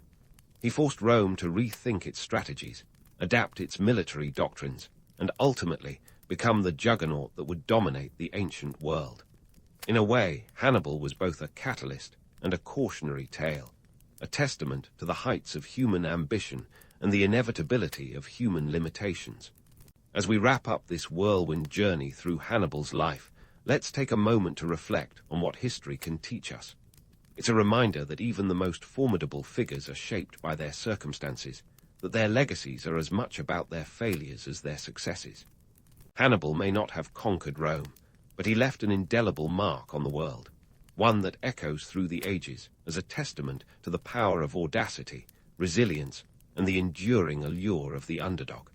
So next time you find yourself facing an insurmountable challenge, or dreaming of defeating your own personal Rome, remember Hannibal. Remember the man who dared to dream big, who faced overwhelming odds with grit and ingenuity, and who, despite the outcome, remains a symbol of courage in the face of adversity. Because sometimes the greatest victories aren't won on the battlefield, but in the stories that inspire us to keep going, no matter the odds. In the sprawling theatre of the ancient world, the Maya played a cosmic drama where gods were the ultimate celebrities, and their stories were more gripping than the latest streaming series. The Maya weren't just content with a single deity or a couple of demigods hanging around. Nope, they went full polytheistic, with a pantheon as crowded as a modern-day influencer convention. Picture a lineup of divine beings as numerous and varied as the number of skincare routines on YouTube, each with their own quirks and powers. Now, let's get cozy with the headliner of this celestial ensemble. Insomnia, the all-seeing chief deity. Imagine a god who's not only a creator, but also holding the prestigious titles of the god of fire, wisdom, and the sky. It's like if your favorite tech CEO also happened to moonlight as a top chef and an astronomer. Insomnia was the kind of deity who could multitask like a pro, and he had to, considering the demands of a civilization that spanned over 3,000 years. His influence was felt everywhere, from the grand pyramids of Tikal to the bustling markets of Chichen Itzá.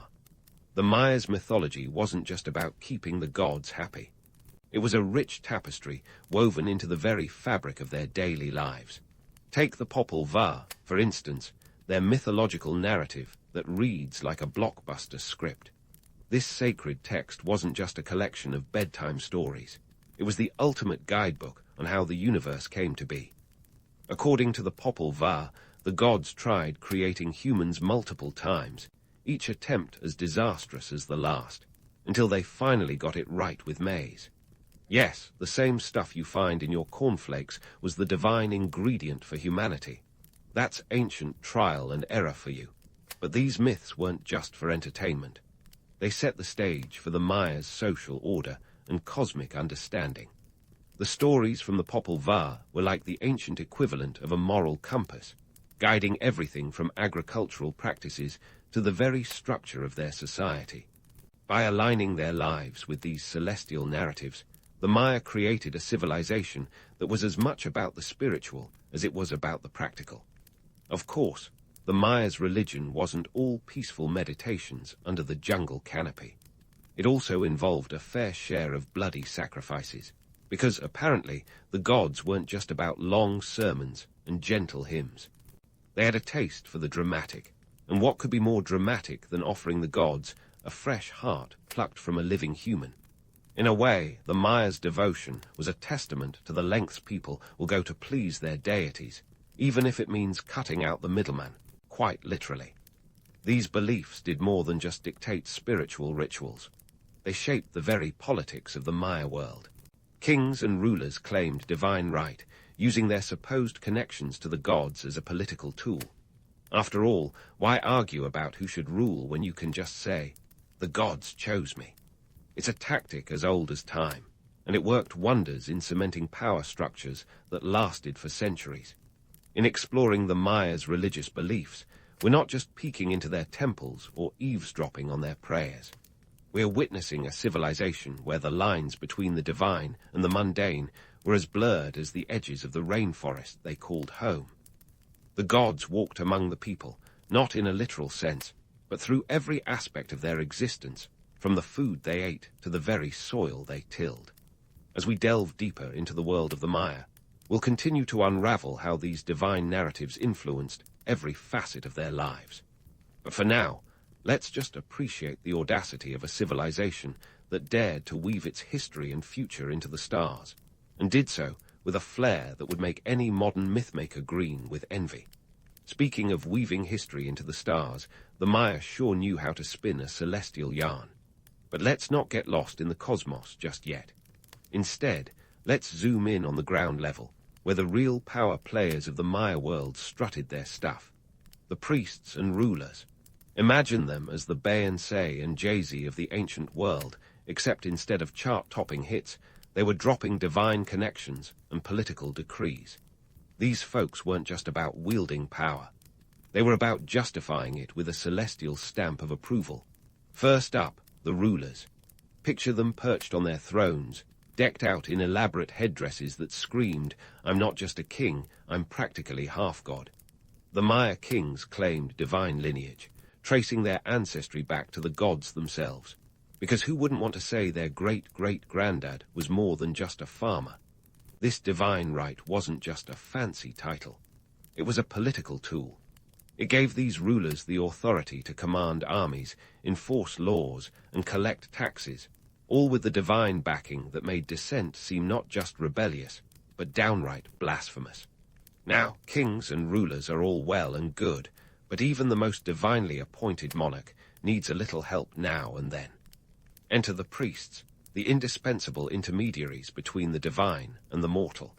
If the rulers were the face of Maya politics, the priests were the Wi-Fi connection, ensuring that those messages from the gods came through loud and clear.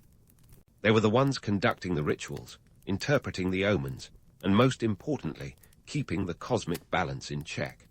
These rituals weren't just about waving incense and chanting. They involved all the pomp and circumstance you'd expect from a group that considered communication with the gods a full-time job. And let's talk about those rituals, shall we? Because nothing says commitment like a good old-fashioned human sacrifice. Yup, the Maya believed that offering a beating heart to the gods was a surefire way to get their attention. It's a bit like sending a very dramatic voicemail, emphasizing just how serious you are about your request. This wasn't just gratuitous gore, though. The sacrifices were believed to nourish the gods, who in turn would provide things like rain for crops. In a way, it was a grisly but effective transaction, a heart for a harvest. But before you start picturing the Maya as a civilization that was all about the blood and guts, remember that these actions were deeply rooted in their worldview. The Maya saw life as an ongoing cycle of creation and destruction, with human sacrifice playing a crucial role in maintaining that balance. It was less about cruelty and more about cosmic housekeeping, ensuring that the world kept spinning and the gods stayed happy. And while the idea of human sacrifice might make our modern stomachs turn, in the context of their beliefs, it was a necessary, though extreme, expression of devotion. Back in the political sphere, the relationship between rulers and priests was as complicated as any soap opera love triangle. On one hand, they needed each other to maintain the status quo.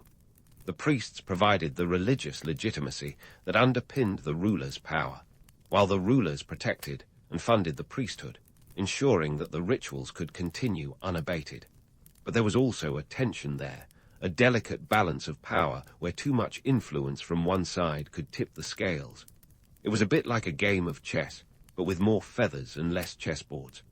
This dynamic was essential in shaping Maya society, where religion and politics were so intertwined that separating them would be like trying to untangle a ball of yarn after the cat had a go at it.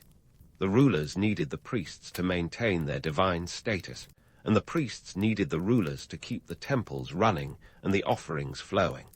It was a partnership based on mutual benefit, but also mutual dependence.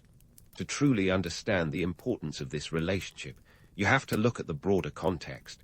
The Maya civilization wasn't a single, unified empire like the Roman one. It was a collection of city-states, each with its own ruler and priestly class, all competing for power and resources. In such a fragmented political landscape, the claim of divine right wasn't just a nice-to-have. It was a survival strategy. It provided a unifying narrative that held each city-state together, giving the people a reason to rally behind their leaders, even if that reason was as ethereal as a god's whisper. And while it's easy to romanticize the idea of a ruler who's practically a god, let's not forget the harsher side of this divine right. Kings who claimed this lineage had a lot to live up to. They weren't just rulers. They were expected to be military leaders, spiritual guides, and cultural icons all rolled into one. Fail at any of these, and the divine favor might just be seen as revoked. It's a high-stakes game, and the cost of failure could be as dramatic as losing your throne, or worse. In this divine dance, the priests weren't just passive participants. They wielded significant power of their own, sometimes acting as kingmakers and breakers. A well-timed prophecy or an interpreted omen could make or break a ruler's legitimacy.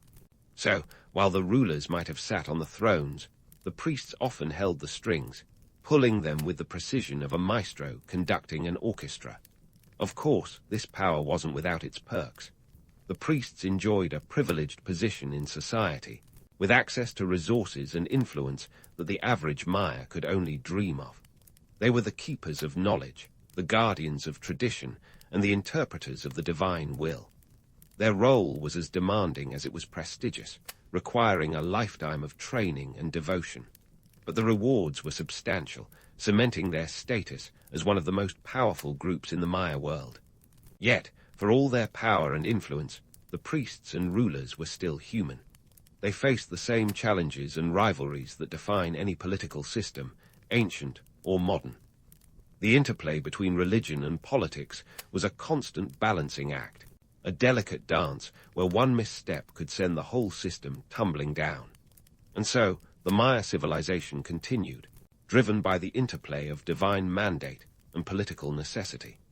As we dig deeper into this ancient world, we'll continue to uncover the layers of belief and power that made it one of the most fascinating civilizations in history. But for now, let's just appreciate the sheer complexity of a society where gods and mortals walked hand in hand, and where the line between the sacred and the secular was as thin as a priest's ceremonial robe. Now, let's swap those ceremonial robes for a construction helmet and dive into the architectural marvels that were the crowning glory of the Maya world. Imagine the Maya temples as the skyscrapers of antiquity, piercing the jungle canopy like giant stone arrows aimed at the heavens. These structures were more than just eye candy for ancient urban planners. They were the epicenters of Maya religious life, where the spiritual met the social in a cosmic cocktail party. Take Tikal, for example, nestled in the heart of the Guatemalan rainforest. This city was a sprawling metropolis in its heyday, home to over 100,000 people. Picture the great plaza at Tikal, surrounded by temples that towered over the landscape. Temple IV, the tallest of them all, reaches a staggering 230 feet. That's about the height of a 20-story building today, minus the elevators and air conditioning.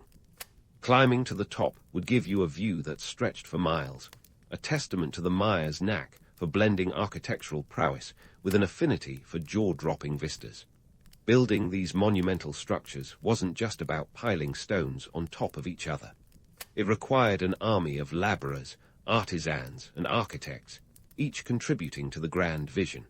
The Maya didn't have the luxury of metal tools or the wheel, which makes their achievements all the more mind-boggling. Instead, they relied on stone tools and sheer human grit. Imagine chiseling away at limestone blocks with nothing more than a determination that could rival a caffeine-fueled all-nighter. Now, let's get down to brass tacks, or rather, limestone blocks, because building these temples wasn't cheap. It was the ancient equivalent of a mega construction project, complete with budget overruns and logistical nightmares. The economic implications were significant. These projects required massive amounts of resources, from the stone itself to the food needed to sustain the workforce. It's estimated that constructing a single temple could take anywhere from a few years to several decades, depending on its size and complexity. But these temples were more than just a display of wealth and power. They were the beating heart of Maya society, the venues where religious rituals and festivals unfolded in a spectacle of color, sound, and ceremony. The temples served as stages for rituals that were as elaborate as they were essential, reinforcing the social order and ensuring cosmic harmony. Think of them as ancient powerhouses of spiritual energy, where the Maya came to pay homage to their gods and secure their favor for the coming year. The sheer scale of these religious sites also speaks to the social implications of their construction. Building a temple wasn't just a matter of stacking stones. It was a community endeavor that required coordination, cooperation, and a healthy dose of communal spirit. It brought people together, forging a shared identity and purpose. In a way, the construction of these temples was as much about building society as it was about building stone structures. But let's not romanticize the process too much. The construction of these temples was a double-edged sword. On the one hand, it provided jobs and a sense of purpose. On the other, it was a drain on resources and labor, often at the expense of other societal needs. The laborers who toiled under the hot sun weren't doing it out of the goodness of their hearts. They were compelled by the demands of their rulers and the religious elite. It was a system that kept the wheels of society turning, but not without its fair share of human cost. And then there's Chichen Itza, the rock star of Maya cities. Located in modern-day Mexico, it's home to the iconic temple of Cuculcan, also known as El Castillo. This pyramid isn't just famous for its impressive architecture, it's a calendar in stone. During the equinoxes, the play of light and shadow creates the illusion of a serpent slithering down the pyramid steps. It's a mesmerizing spectacle that draws tourists by the thousands today, just as it once drew crowds of Maya eager to witness the divine play of light. The economic implications of Chichen Itza's construction were as vast as its market, one of the largest in the Maya world. The city was a bustling hub of trade and commerce, where goods from across Mesoamerica changed hands. The economic activity generated by the city's religious and cultural attractions was a vital part of its prosperity, underscoring the intertwined nature of religion and economy in the Maya world. These temples weren't just relics of the past. They were living, breathing centers of activity. Festivals and rituals held there were the social glue that bound the Maya together, offering a sense of belonging and continuity. They were the ancient equivalent of a blockbuster movie premiere, complete with costumes, drama, and a plot that had been rehearsed and perfected over generations. However, the grandeur of these sites shouldn't overshadow the stark realities of their creation. The Maya elite, who orchestrated these massive constructions, wielded considerable power. Their ability to marshal resources and labor was a testament to their control over society, but it also highlighted the inequalities that were baked into the system. The construction of these temples was as much about reinforcing the social hierarchy as it was about religious devotion. In building these architectural wonders, the Maya were doing more than just stacking stones. They were creating a legacy that would endure for centuries. These structures stand today as silent witnesses to a civilization that reached for the stars, even as it was grounded in the realities of earthly existence. The temples of the Maya world were not just places of worship. They were the heart and soul of their society, embodying the hopes, dreams, and struggles of a people who dared to carve their destiny in stone. As we continue our journey through the world of the Maya, we'll peel back more layers of this fascinating civilization. The temples and pyramids stand as enduring testaments to the ingenuity and ambition of the Maya, but they also remind us of the complex interplay of power, faith, and society. There's still so much more to uncover, so let's keep the momentum going as we delve deeper into the mysteries of this ancient world. But for now, let's take a moment to marvel at the sheer audacity of a people who dared to build their dreams from the ground up, one stone at a time. Now, speaking of carving destinies in stone, the Maya didn't just stop at earthbound achievements. Oh no, they had their eyes firmly set on the heavens, turning stargazing into an art form that could make your local planetarium look like amateur hour. These folks weren't just counting stars for fun. They were mapping out the cosmos with a precision that would make any modern-day astronomer do a double-take. And they did this with nothing more than their keen eyes and a passion for celestial cycles that went beyond just predicting the weather. Let's start with the infamous Maya calendar, the one that had everyone stocking up on canned beans for the apocalypse back in 2012. Spoiler alert, the world didn't end, and the Maya never said it would. This calendar was all about cycles, not cataclysms. It's basically the ancient equivalent of flipping the page on your desktop calendar without the existential dread. The Maya long count calendar tracks a period of about 5,125 years, known as a Great Cycle. December 21, 2012, simply marked the end of one such cycle and the beginning of another. It was less end of days and more New Year's Eve, just with more ceremonial pomp. The Maya actually had several calendars running simultaneously, like the Harb, a 365-day solar calendar, and the Tzolk'in, a 260-day ceremonial calendar. These were ingeniously interwoven like gears in a cosmic clock, keeping everything from harvests to holidays in sync. You might say the Maya were the original multitaskers, juggling multiple timelines with an ease that would make even the most seasoned social media manager envious. And then there's their astronomical prowess.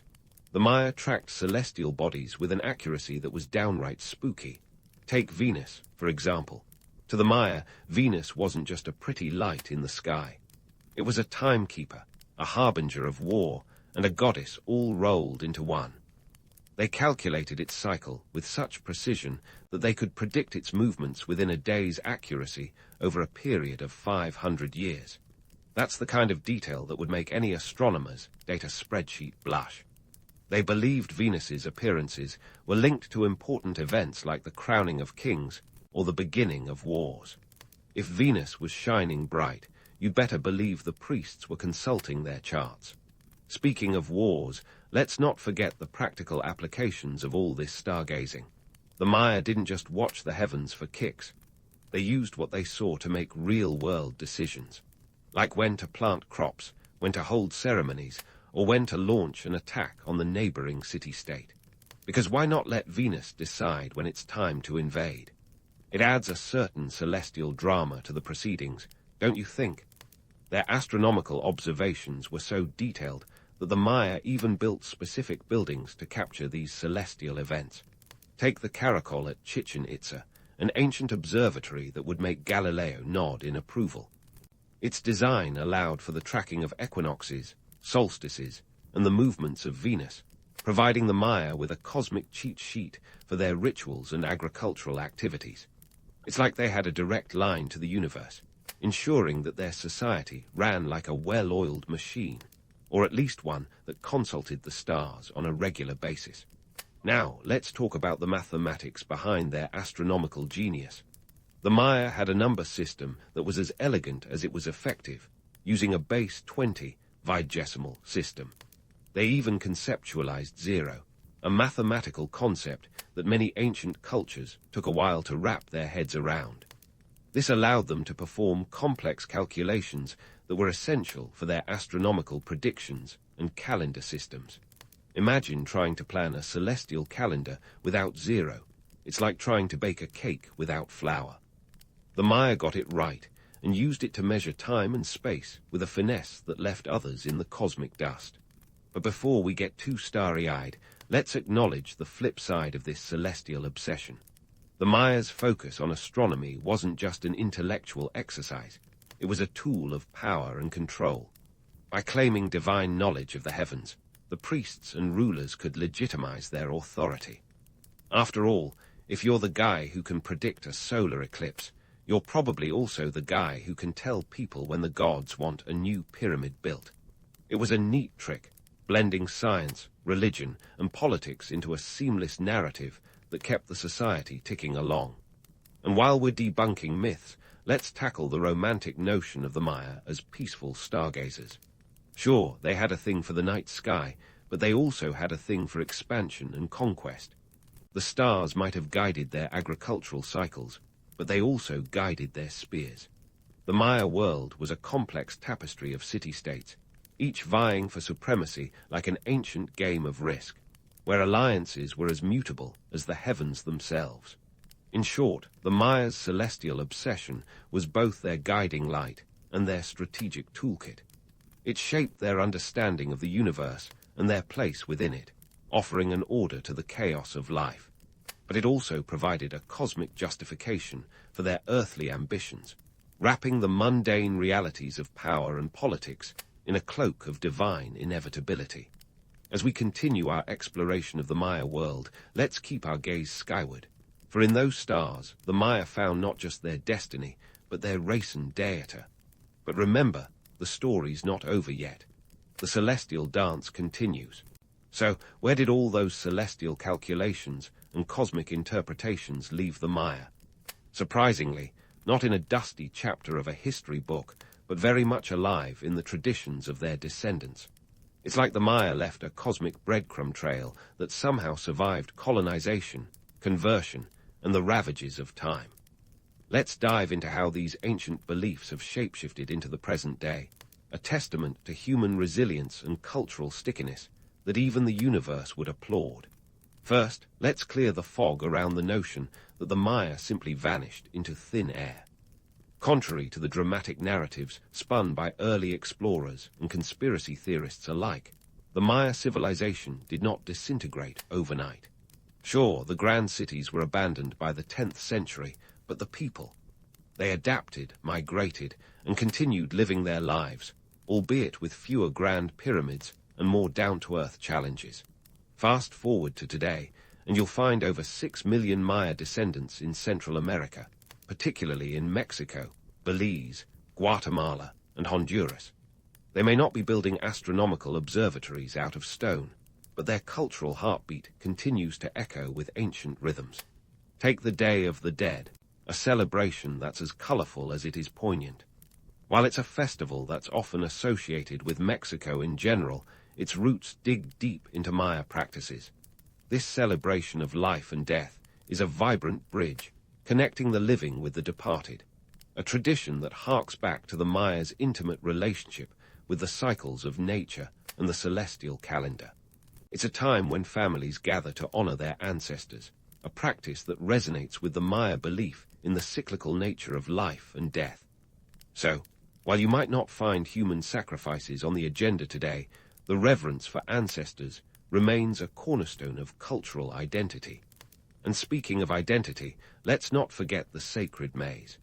This humble grain was more than just a dietary staple for the Maya. It was the stuff of creation itself. According to the Popol Vuh, humans were crafted from maize, making it the divine dough of humanity.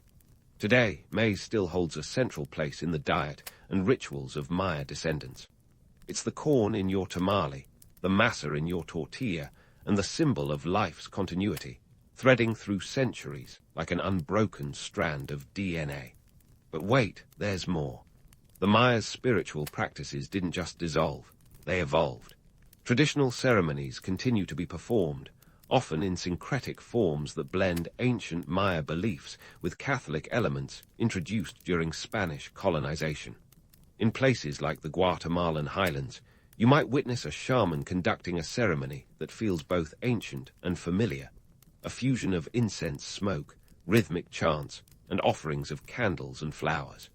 This cultural collage speaks volumes about the Maya's ability to absorb and adapt without losing their essence, a cultural chameleon that's both old and new. Let's talk numbers for a second because, believe it or not, the Maya had those down pat too. While the ancient Maya were busy crafting their sophisticated number system and astronomical charts, their descendants are making sure math stays in the family. In Guatemala, there's a language resurgence where numbers are being taught in the indigenous Maya languages, such as Quechua and Quechua. It's a linguistic renaissance that honors the past while propelling the present, ensuring the Maya's mathematical prowess doesn't just gather dust in archaeology textbooks. However, not all ancient practices have stood the test of time. Human sacrifices, thankfully, have been left in the history books, a stark reminder of the extremes of devotion. The political clout once wielded by priests and rulers has shifted, too. In modern Maya communities, leadership structures have evolved, blending traditional roles with contemporary political frameworks. It's a balancing act that speaks to a dynamic culture unafraid to change its dance steps when the music shifts. But let's not gloss over the challenges. Maya communities face significant socio-economic hurdles, from land rights issues to education access. However, their enduring cultural identity acts as both shield and spear in these struggles. The Maya's historical resilience is a powerful narrative that continues to inspire efforts to preserve their languages, traditions, and rights. It's like they've taken a cosmic lesson in survival and applied it to the here and now, an adaptability that would make Darwin nod in approval. And let's bring this historical journey full circle. The Maya legacy is not just a relic for historians or a playground for conspiracy theorists. It's a living, breathing testament to a civilization that dared to intertwine its fate with the stars and left behind a cultural tapestry as rich as the jungle itself. The modern Maya continue to draw from this wellspring of history, weaving ancient beliefs into the fabric of contemporary life with a deftness that defies time. The Maya story isn't one of disappearance, but of transformation. From the ruins that tell tales of a grand civilization to the vibrant communities that continue to honor their past, the Maya prove that history is never truly past. It's a narrative that's both epic and intimate, cosmic and earthly, reminding us that while civilizations may rise and fall, the spirit of a people endures. So, as we close this chapter on the Maya, let's carry forward the reminder that history isn't just about what was. It's about what remains and what evolves.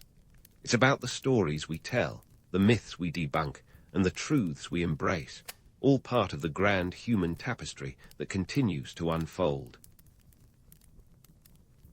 In the tumultuous world of 15th century Spain, Isabella of Castile's early life was less a fairy tale and more an episode of Game of Thrones, with a dash of keeping up with the medieval Kardashians.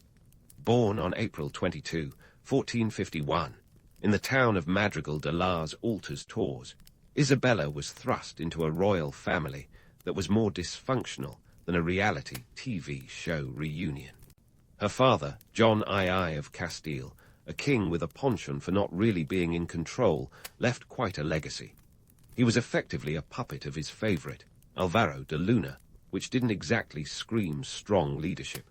When John passed away in 1454, Isabella's half-brother, Henry IV, took the throne, and things got even more chaotic. Henry IV, known by the charming nickname Henry the Impotent, ruled with all the decisiveness of a squirrel in traffic. His reign was marked by whispers and outright accusations about his inability to produce an heir, which, as you might imagine, is a bit of a problem for a king. This led to one of the most infamous "Who's the Daddy?" moments in history. Enter Juana, Henry's daughter, whose legitimacy was questioned more often than a $3 bill. Isabella, meanwhile, was growing up in the shadow of this royal mess, learning early that in politics, perception is everything. Now, you'd think being part of a royal family would come with a few perks, like, say, stability. But Isabella's childhood was anything but stable. After her father's death, she and her younger brother Alfonso were sent to live with their mother in a village, away from the political scheming of the court. While this might sound like a royal timeout, it was more like a strategic retreat. Isabella grew up watching the power plays unfold from a safe distance, sharpening her political instincts like a master chess player setting up for a checkmate. As Isabella matured, so did the stakes. Her half-brother Henry's reign was increasingly under threat.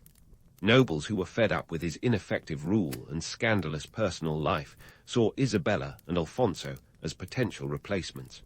In 1468, when Alfonso died under suspicious circumstances, mysterious deaths being quite the trend back then, the spotlight turned to Isabella.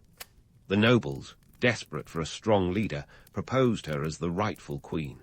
But here's where Isabella showed she wasn't just another pawn in their game. She refused to be a puppet queen, demanding recognition of her rights and a say in her future.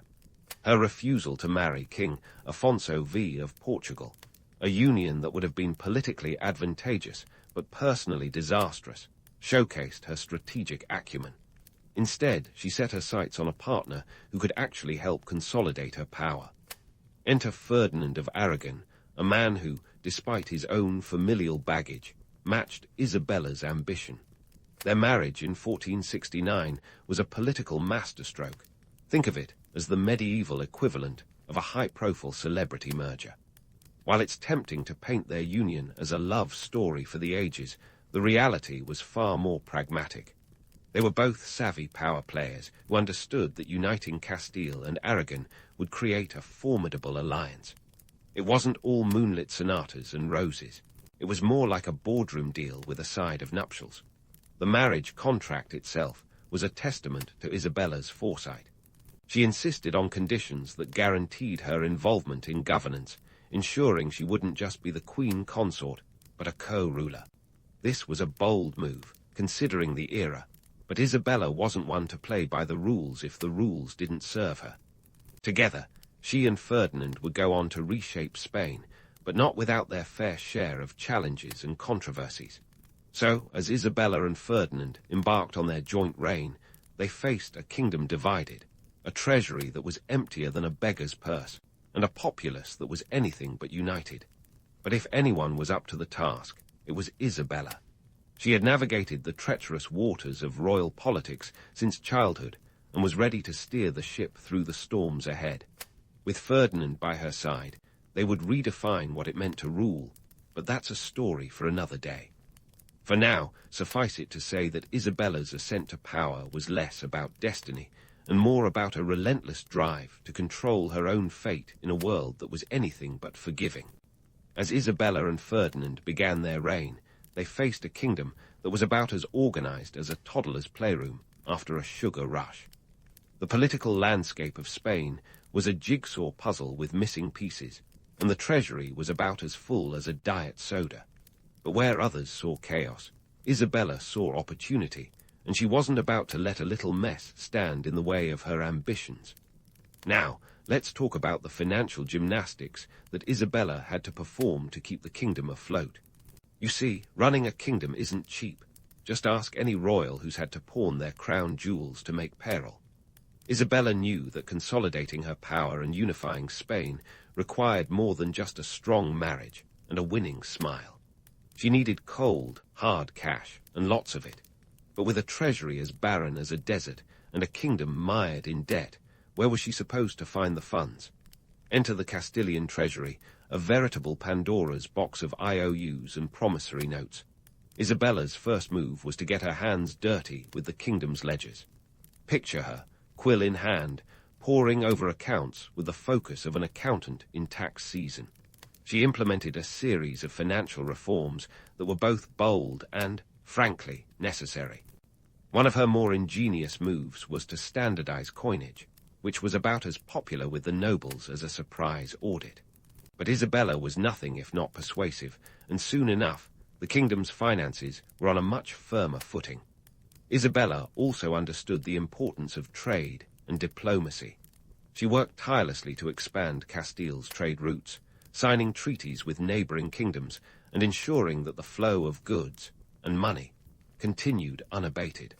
Under her watchful eye, the wool trade blossomed, bringing in valuable revenue that helped to stabilize the kingdom's economy. She was like a medieval venture capitalist, investing in the future of her realm with strategic foresight and a touch of cunning. But financial acumen was only part of the equation. Isabella knew that in order to truly unify Spain, she needed to get the nobles on her side. And let's be honest, dealing with the nobility was like trying to herd cats. Only the cats were armed with swords and a sense of entitlement. The nobles in Castile were notorious for their infighting and power plays, each one convinced they were the rightful ruler of their own little fiefdom. Isabella tackled this with the patience of a saint and the resolve of a chess grandmaster. She skillfully navigated the treacherous waters of noble politics, using a combination of diplomacy and strategic marriages to bring the various factions to heel. Her marriage to Ferdinand was a prime example of this strategy, as it united two of the most powerful kingdoms in Spain. Together, they were a force to be reckoned with, and the nobles quickly learned that underestimating Isabella was a costly mistake. But Isabella wasn't content to simply placate the nobles. She wanted to reform them. She established the Santa Hermandad, a sort of medieval police force tasked with keeping the peace and enforcing the law. This was revolutionary at the time and helped to curb the power of the nobles, who found themselves suddenly accountable for their actions. It was as if Isabella had introduced a new set of rules to the game, and the nobles had no choice but to play along. Of course, no discussion of Isabella's political prowess would be complete without mentioning her religious policies. The Catholic monarchs, as Isabella and Ferdinand were known, were fervent in their faith and determined to make Spain a bastion of Catholicism. This led to the infamous Spanish Inquisition, an institution as feared as it was misunderstood. While the Inquisition's excesses are well documented, it's important to note that Isabella saw it as a way to unify her kingdom under a single faith, a move she believed was necessary for maintaining control and stability. But let's not sugarcoat it. The Inquisition was brutal, and its legacy is a stain on Isabella's otherwise impressive record. It was a dark chapter in Spanish history, marked by persecution and intolerance, and it's a reminder that even the most visionary leaders can be blinded by their beliefs. Despite these controversies, Isabella's reign was a triumph of political savvy and economic reform. She and Ferdinand managed to transform a fragmented collection of territories into a unified Spain, a feat that would have seemed impossible just a few decades earlier. They laid the groundwork for Spain's rise as a global power, and while their methods were sometimes questionable, their results were undeniable. Isabella's story is a testament to the power of determination and strategic thinking. She wasn't content to be a figurehead or a pawn in someone else's game. Instead, she seized control of her destiny and reshaped the world around her, leaving a legacy that endures to this day. And as we continue to explore her life and reign, we'll see just how far-reaching that legacy truly is. Stay tuned, because the story of Isabella of Castile is far from over. As Isabella's story marches on, we find her at a crossroads that would make even the boldest of monarchs bite their nails. The dynamic duo of Isabella and Ferdinand had whipped Spain into a semblance of order, but they were hardly ones to rest on their laurels. Enter Christopher Columbus, an ambitious navigator with a dream as big as his ego and a penchant for pitching his ideas like a medieval Steve Jobs at a Renaissance tech conference. Now, let's set the scene. It's the late 15th century, and Europe is buzzing with tales of untold riches in the East. Everyone and their grandmother wanted a slice of the spices and silks pie, but the overland routes were as congested as a Black Friday sale. Columbus had a radical idea: sail west to get east, a concept that was as revolutionary as it was risky. He pitched his plan to several European courts, but they treated him like a telemarketer during dinner, firmly ignored. Columbus finally rolled into Spain with dreams of gold and glory. Isabella was intrigued, but not easily convinced. After all, she had a kingdom to run, and funding a harebrained scheme wasn't exactly top of her to-do list. The legend goes that she was so taken with Columbus's proposal that she sold her jewels to fund his voyage. Cue the record scratch. This tale is about as real as a unicorn in a petting zoo. The truth: Isabella was about as likely to hock her bling as she was to join a punk rock band.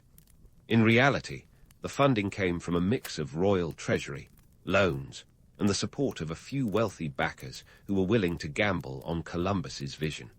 Isabella's treasury was recovering from its diet phase, thanks to her earlier financial reforms, and she saw Columbus's voyage as a calculated risk with the potential for a huge payoff.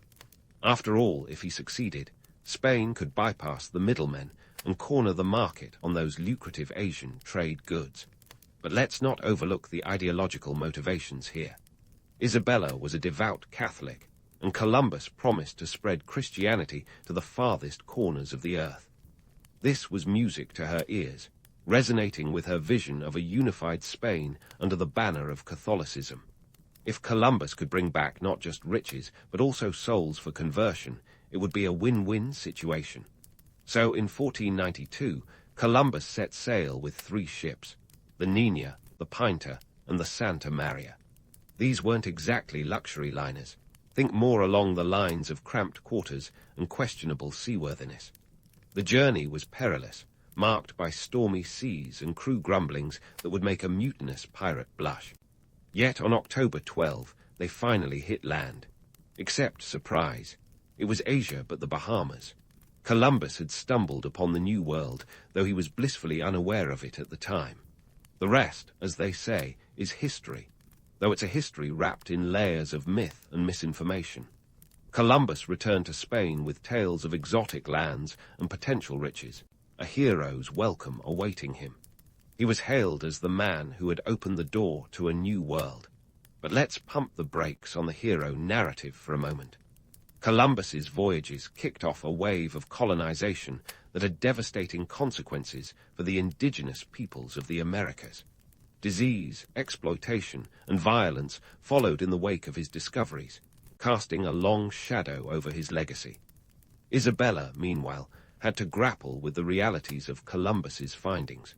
The New World wasn't the spice-laden East she had hoped for, but it held other potential riches. The Spanish crown quickly moved to capitalize on these new territories, setting the stage for Spain's emergence as a global empire. But this newfound wealth came with its own set of challenges, administrative headaches, conflicts over land, and the moral quandaries of colonial rule. The sponsorship of Columbus was a watershed moment in Isabella's reign, a testament to her vision and willingness to take risks. It was a gamble that paid off in ways she could never have imagined, reshaping not just Spain, but the entire world. The consequences of this gamble, both good and bad, would reverberate through history, a legacy as complex and multifaceted as Isabella herself. As we leave Isabella here, poised on the brink of a new era, there are still more chapters to explore in her remarkable story. We've seen her rise to power, navigate treacherous politics, and stake her claim in the age of exploration. But the journey isn't over yet. There are still twists and turns ahead, and Isabella's legacy is far from written. Stay tuned, because the Queen's tale is about to get even more intriguing. And so, as Isabella stood at the precipice of a new world, her eyes turned back to the old one, specifically at the centuries-old tapestry of religion and power in her own backyard. You see, for Isabella, uniting Spain wasn't just about drawing lines on a map or shaking hands with foreign dignitaries. It was about knitting together a patchwork of cultures and beliefs into a single, albeit tightly wound, fabric. And nothing screams unification quite like a shared religion. Enter the Spanish Inquisition. Yes, the infamous period that's collected more myths than a Greek god and is often remembered for being about as welcoming as a porcupine in a balloon factory. Isabella and Ferdinand, both devout Catholics, saw religious unity as crucial to their vision of a strong, centralized Spain. In their minds, a country divided by faith was like a house with a termite problem. It might look solid on the outside, but it's only a matter of time before it collapses under its own weight. Their solution: root out heresy with the zeal of a medieval exterminator. And thus, in 1478, the Spanish Inquisition was born, not with a bang, but with a royal decree from Pope Sixtus IV, who, despite some initial reluctance, gave them the green light. Let's pause for a second to address the elephant in the chamber. The Inquisition was not some Monty Python skit gone awry, though it has been caricatured as such. It was a complex institution with a grim mandate to identify and punish heresy. primarily targeting converts from Judaism and Islam suspected of secretly practicing their old faiths. The Crown was convinced that only a united Catholic Spain could fend off foreign threats and internal dissent, a notion that was as much about control as it was about conviction. The inquisitors themselves were a peculiar breed, armed with authority and an unsettling enthusiasm for their work. They roamed the lands, conducting trials that were about as fair as a rigged carnival game. Accusations often flew faster than arrows at a medieval archery contest, and the accused found themselves in a Kafkaesque nightmare, guilty until proven innocent. Those found guilty faced punishments ranging from penance to confiscation of property, and in more severe cases, execution. Talk about a bad day in court. By 1492, the year Columbus hit the beach in the Bahamas, the Inquisition had become a well-oiled machine of religious enforcement. It was also profitable, with confiscated wealth conveniently boosting the royal coffers. In the first decade alone, approximately 2,000 people were executed, a statistic that's less fun to mention at parties, but crucial to understanding the era's dark underbelly. Now, while it's easy to paint Isabella as a tyrant wielding the Inquisition like a medieval chainsaw, the reality is more nuanced. She genuinely believed that religious conformity was key to social harmony and political stability, a belief that mirrored broader European anxieties of the time. Her personal piety was sincere, though her methods were decidedly severe. But let's not sugarcoat it. Her faith-driven policies had devastating consequences, particularly for Spain's Jewish and Muslim communities. In 1492, the same year Columbus was busy redefining geography, the Alhambra decree ordered the expulsion of practicing Jews from Spain. Roughly 40,000 to 100,000 Jews were forced to leave, a diaspora that scattered them across Europe and the Mediterranean. This wasn't just a humanitarian crisis. It was an economic blunder of epic proportions.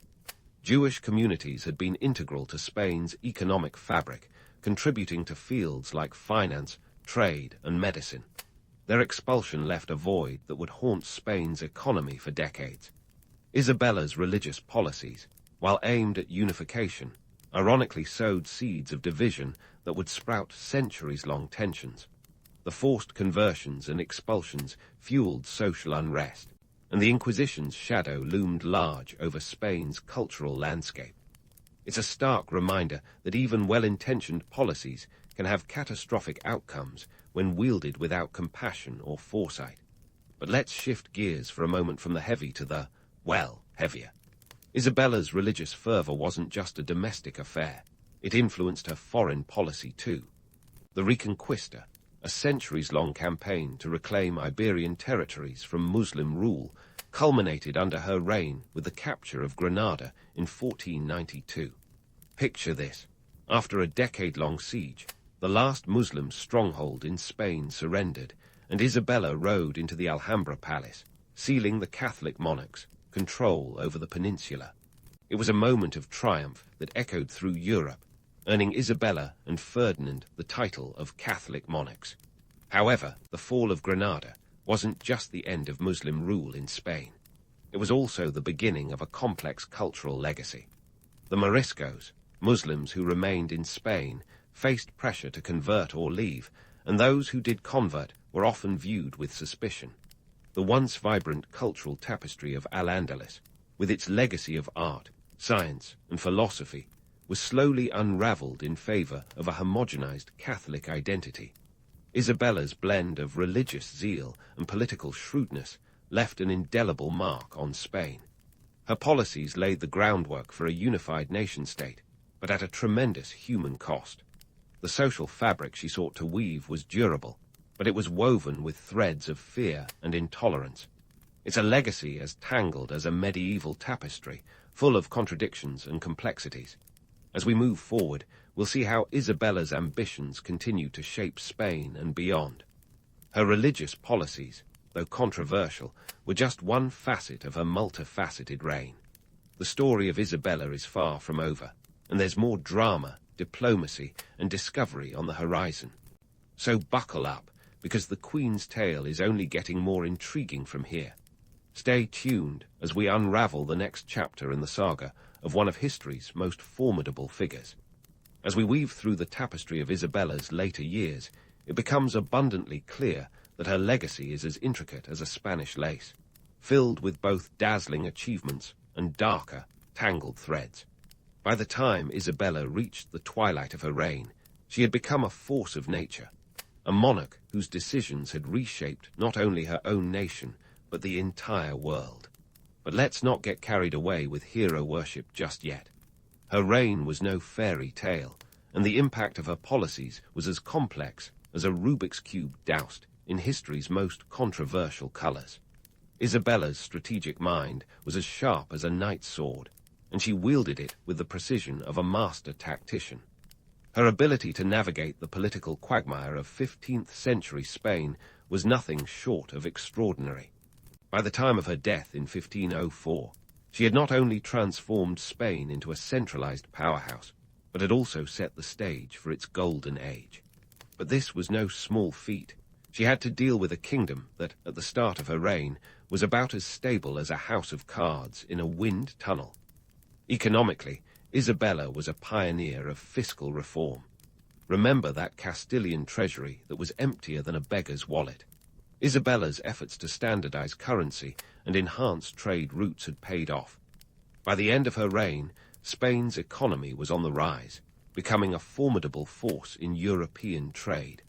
Her focus on the wool trade, in particular, was like striking gold in the textile industry, bringing in significant revenue that helped fund the Crown's ambitious projects, including Columbus's expeditions and the military campaigns of the Reconquista. Politically, Isabella was a maestro of alliances, skillfully orchestrating marriages that would make even the most seasoned matchmaker envious. Her children's unions with European royalty were strategic masterstrokes that stitched Spain into the very fabric of continental politics. Her daughter Joanna married Philip the Handsome, heir to the Habsburg dynasty, setting the stage for a future where Spain and the Habsburgs would become intertwined in a geopolitical tango that dominated the 16th century. Yet, for all her achievements, Isabella's reign was not without its darker chapters. The Spanish Inquisition, a grim spectre that loomed over her legacy, was a policy driven by her fervent belief in religious unity. The human cost of this religious zeal was staggering, with thousands of lives upended and countless others lost in the name of faith. The Inquisition's legacy is a sobering reminder of the perils of dogma when wielded without compassion. Isabella's decision to expel the Jews in 1492 was another controversial move that left an indelible mark on history. The economic repercussions of this expulsion were significant, as the Jewish community had been integral to Spain's financial and intellectual life. It was a decision that, in hindsight, reveals the complexity of governing a diverse nation and the high stakes of maintaining power in a world driven by both realpolitik and religious fervor. As we reflect on Isabella's lasting impact, it's crucial to examine how history remembers powerful women. Isabella was a trailblazer, a queen who refused to be a mere figurehead and instead demanded an active role in governance. Her marriage to Ferdinand of Aragon was a partnership of equals in an era when women were often sidelined in matters of state. She shattered the medieval glass ceiling with a determination that resonates even today. But let's not gloss over the myth-making machine that often accompanies historical figures of her stature. The romanticized image of Isabella as a saintly queen who ushered in Spain's golden age is as much a product of historical narrative as it is of fact. The reality is more nuanced, as Isabella's reign encompassed both tremendous progress and profound suffering. Her story is a testament to the dual nature of power, the capacity to inspire and the potential to destroy. In the end, Isabella's legacy is a mirror reflecting both the triumphs and tragedies of her time. Her strategic mind and formidable leadership reshaped Spain, laying the groundwork for its emergence as a global empire. Yet the darker aspects of her reign remind us of the perils of unchecked authority and the human cost of political ambition. As we close the chapter on Isabella's story, we are left with a portrait of a queen who was as complex as the age she lived in, a figure whose impact continues to echo through the centuries. So there you have it, the life and reign of Queen Isabella of Spain, a saga filled with intrigue, ambition, and a legacy that is as enduring as it is controversial. Her story challenges us to look beyond the myths and romantic narratives, to question our understanding of power and leadership, and to reflect on the enduring complexities of history. As we bid farewell to Isabella, we do so with a greater appreciation for the intricate dance of politics, faith, and human nature that defines our past and shapes our future. In the bustling theatre of ancient history, the Hittites made their entrance not with a grand light show, but more like a surprise act no one saw coming. Kind of like that indie band your friend insists you'll love. Around 1600 BCE, in what's now the Anatolian region of Turkey, these folks were busy turning the chaos of a bunch of squabbling tribes into a streamlined operation. Picture the Hittites as the ancient world's project managers, armed with a sword in one hand and a treaty in the other. They weren't just herding cats. They were organizing a veritable pride of lions into a fearsome force. So what's the deal with the Hittites? Why don't they get the same airtime as their neighbors, the Egyptians or the Mesopotamians?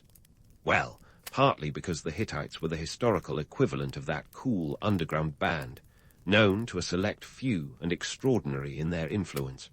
But let's clear up one thing. They weren't some mysterious people who popped out of nowhere. The romantic notion of them emerging from the shadows is as misguided as thinking your avocado toast is the most innovative breakfast ever. Archaeological evidence suggests they were an Indo-European speaking people who gradually made their way into Anatolia, mingling and merging with the local Hatti people. It's less of a dramatic, who are these mysterious strangers? And more of a, hey, we've always been here, just waiting for our moment. Their rise wasn't exactly a peaceful kumbaya moment. They had a knack for uniting tribes through a blend of diplomacy and, when necessary, strategic clobbering. It turns out, offering both the olive branch and the cudgel can be an effective way to get people to listen. Under the leadership of kings like Hattusili I, who reigned from about 1586 to 1556 BCE, the Hittites began to carve out a name for themselves. Hattusili wasn't just a ruler. He was a visionary with a penchant for expanding borders and flexing military muscle. His campaigns stretched all the way to Aleppo, Syria, showcasing the Hittite ambition. But here's the kicker. While most ancient empires loved to boast about divine favor and celestial mandates, the Hittites were refreshingly practical. They didn't rely on claiming divine origins or some mythical ancestry to justify their rule. Instead, they were more like, we're here, we're organized, and we've got a plan. And they did have a plan. They were pioneers of the Iron Age, not because they were tech wizards, but because they understood the power of innovation. Iron smelting wasn't some magical discovery. It was a game changer that allowed them to equip armies with superior weapons. While bronze was still the bling of the era, iron was the utilitarian powerhouse, cheaper and more effective for making swords and shields. Now, let's talk about their impressive administrative skills. The Hittites weren't just about brawn, they had brains to match. They developed a sophisticated system of laws and a bureaucratic government that could rival any modern-day paper-pushing operation. Their capital, Hattusa, was a marvel of urban planning with its massive fortifications and temple complexes. The city's archives, unearthed by modern archaeologists, revealed a treasure trove of clay tablets, contracts, treaties, and even dispute resolutions. These guys could teach a masterclass in conflict management, ancient style. But let's not pretend it was all sunshine and rainbows. The path to empire was fraught with internal strife and external threats. The Hittites had their fair share of palace intrigue, family feuds, and succession crises. If you thought your family gatherings were tense, try dealing with royal siblings plotting coups. Yet, despite the drama, they managed to hold it together, weaving a patchwork of territories into a formidable empire. One of the most fascinating aspects of the Hittites was their approach to religion and culture. They were like cultural magpies, collecting and integrating gods and customs from the lands they conquered. This syncretism wasn't just a cool cultural exchange. It was a smart political move, allowing them to maintain control over diverse peoples. Their pantheon was a who's who of deities, featuring everything from storm gods to sun goddesses, a testament to their eclectic tastes. And let's not forget their diplomatic prowess. The Treaty of Kadesh, signed with the Egyptians around 1259 BCE, is one of the world's earliest known peace agreements. The Hittites and Egyptians were like that couple who fought it out in public, but eventually decided they were better off as frenemies. This treaty wasn't just a piece of paper. It was a template for international diplomacy long before the UN came into existence. As the Hittites transitioned from a loose confederation of tribes into a centralized state, they laid the groundwork for what would become one of the ancient world's great powers. Their rise from obscurity to prominence wasn't just about military might or clever negotiations. It was a testament to their adaptability and resilience. They showed that with a bit of ingenuity and a lot of grit, you could transform the unruliest of situations into a well-oiled empire. And while they might not have the same name recognition as the Egyptians or Babylonians, their legacy is woven into the very fabric of history, one iron blade at a time. And so, with the Hittites poised on the brink of greatness, let's dive headfirst into the molten heart of the Iron Age, where these ancient innovators turned up the heat, literally. It's around 1500 BCE, and the Hittites have decided that bronze is so last millennium. While their neighbors are still clanking around with their bronze swords, the Hittites are busy forging a revolution. You see, iron wasn't just a better material for making weapons. It was an economic jackpot, a bit like discovering oil in your backyard when everyone else is still burning wood. But before we get too carried away with visions of mighty Hittite blacksmiths hammering away like rock stars of metallurgy, let's set the record straight. The shift from bronze to iron wasn't just a matter of snapping their fingers and watching the metal flow. The process of iron smelting was complex, requiring a higher temperature than bronze production, around 1538 degrees Celsius, to be precise. This wasn't your casual weekend DIY project. It took ingenuity and a bit of trial and error to perfect the technique. The Hittites weren't just turning up the heat, they were cranking it to 11. Now, here's where the plot thickens. The idea that the Hittites held some kind of exclusive patent on iron smelting is as romantic as it is exaggerated. Sure, they were early adopters, and certainly flaunted their iron like it was the latest iPhone. But the truth is a little less exclusive. The secret of iron smelting was more like an open secret at a high school party. Everyone knew about it, but not everyone could pull it off. It's likely that trade and good old-fashioned espionage played a role in spreading the knowledge. The Hittites may have been pioneers, but they were part of an interconnected web of ancient innovation. The switch to iron wasn't just about making tougher swords or stronger armor. It was a game-changer for the Hittite economy. Iron was cheaper and more abundant than tin and copper, the components of bronze, which had to be imported from far-flung places. By harnessing iron, the Hittites cut down on those costly imports, giving them a hefty economic advantage. Think of it as ancient cost-cutting in action. This allowed them to equip larger armies and fortify their cities without breaking the bank. The economic ripple effect was enormous, setting the Hittites apart from their bronze-clad competition. And let's not overlook the social impact of this technological leap. Iron tools meant better agricultural implements, which translated to increased food production. More food meant larger populations and stronger cities. It was the kind of virtuous cycle that economists dream about. The Hittites weren't just building an empire. They were laying the groundwork for a society that could sustain itself and grow. But wait, there's more to this iron story. The Hittites' mastery of this metal didn't just give them an edge in war and agriculture. It also turned them into a major player in the ancient world's economy. Their iron became a hot commodity, making its way through trade routes that spanned the ancient Near East. This wasn't just about military might. It was about economic influence, and the soft power that comes with being a key supplier of a highly sought-after resource. However, lest we get too starry-eyed about Hittite iron supremacy, let's remember that they were not immune to the classic pitfalls of empire. While they were hammering out this new world order, they still had to contend with the usual suspects: palace intrigue, territorial disputes, and the occasional backstabbing ally. The Hittites were as much a soap opera as they were a superpower, with all the drama you'd expect when you mix ambition, power, and a bit of iron. And speaking of drama, let's not forget the role of espionage in the iron game. The Hittites, like any self-respecting empire, were no strangers to a bit of cloak and dagger action. Knowledge was power, and everyone wanted a piece of the iron pie. It's not just about having the best weapons. It's about making sure your enemies don't catch up. The Hittites had to guard their iron-smelting secrets as fiercely as they defended their borders. In this swirling mix of innovation and intrigue, the Hittites were crafting more than just metal. They were forging a legacy. Their advancements in iron smelting set the stage for the technological progress that would define the ancient world for centuries to come. They weren't just leaving their mark on the battlefield. They were changing the economic landscape of their time. The Hittites showed that the right technology at the right time could propel an empire to new heights.